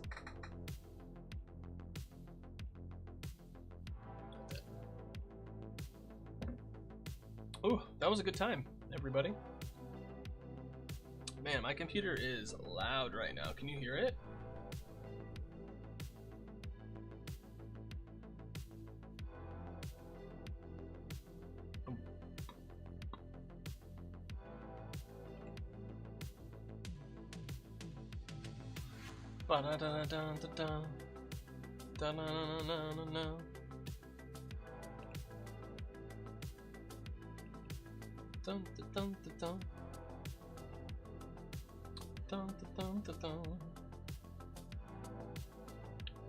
Joe Cat, Captain Robert. Oh wow.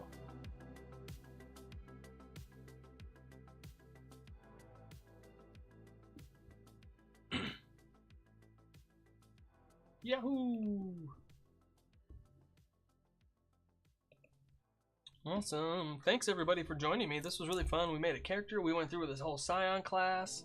We made a character. Let's see, where are we at? Yeah, we made Lago Lewis, the Goliath Fire Giant Psion.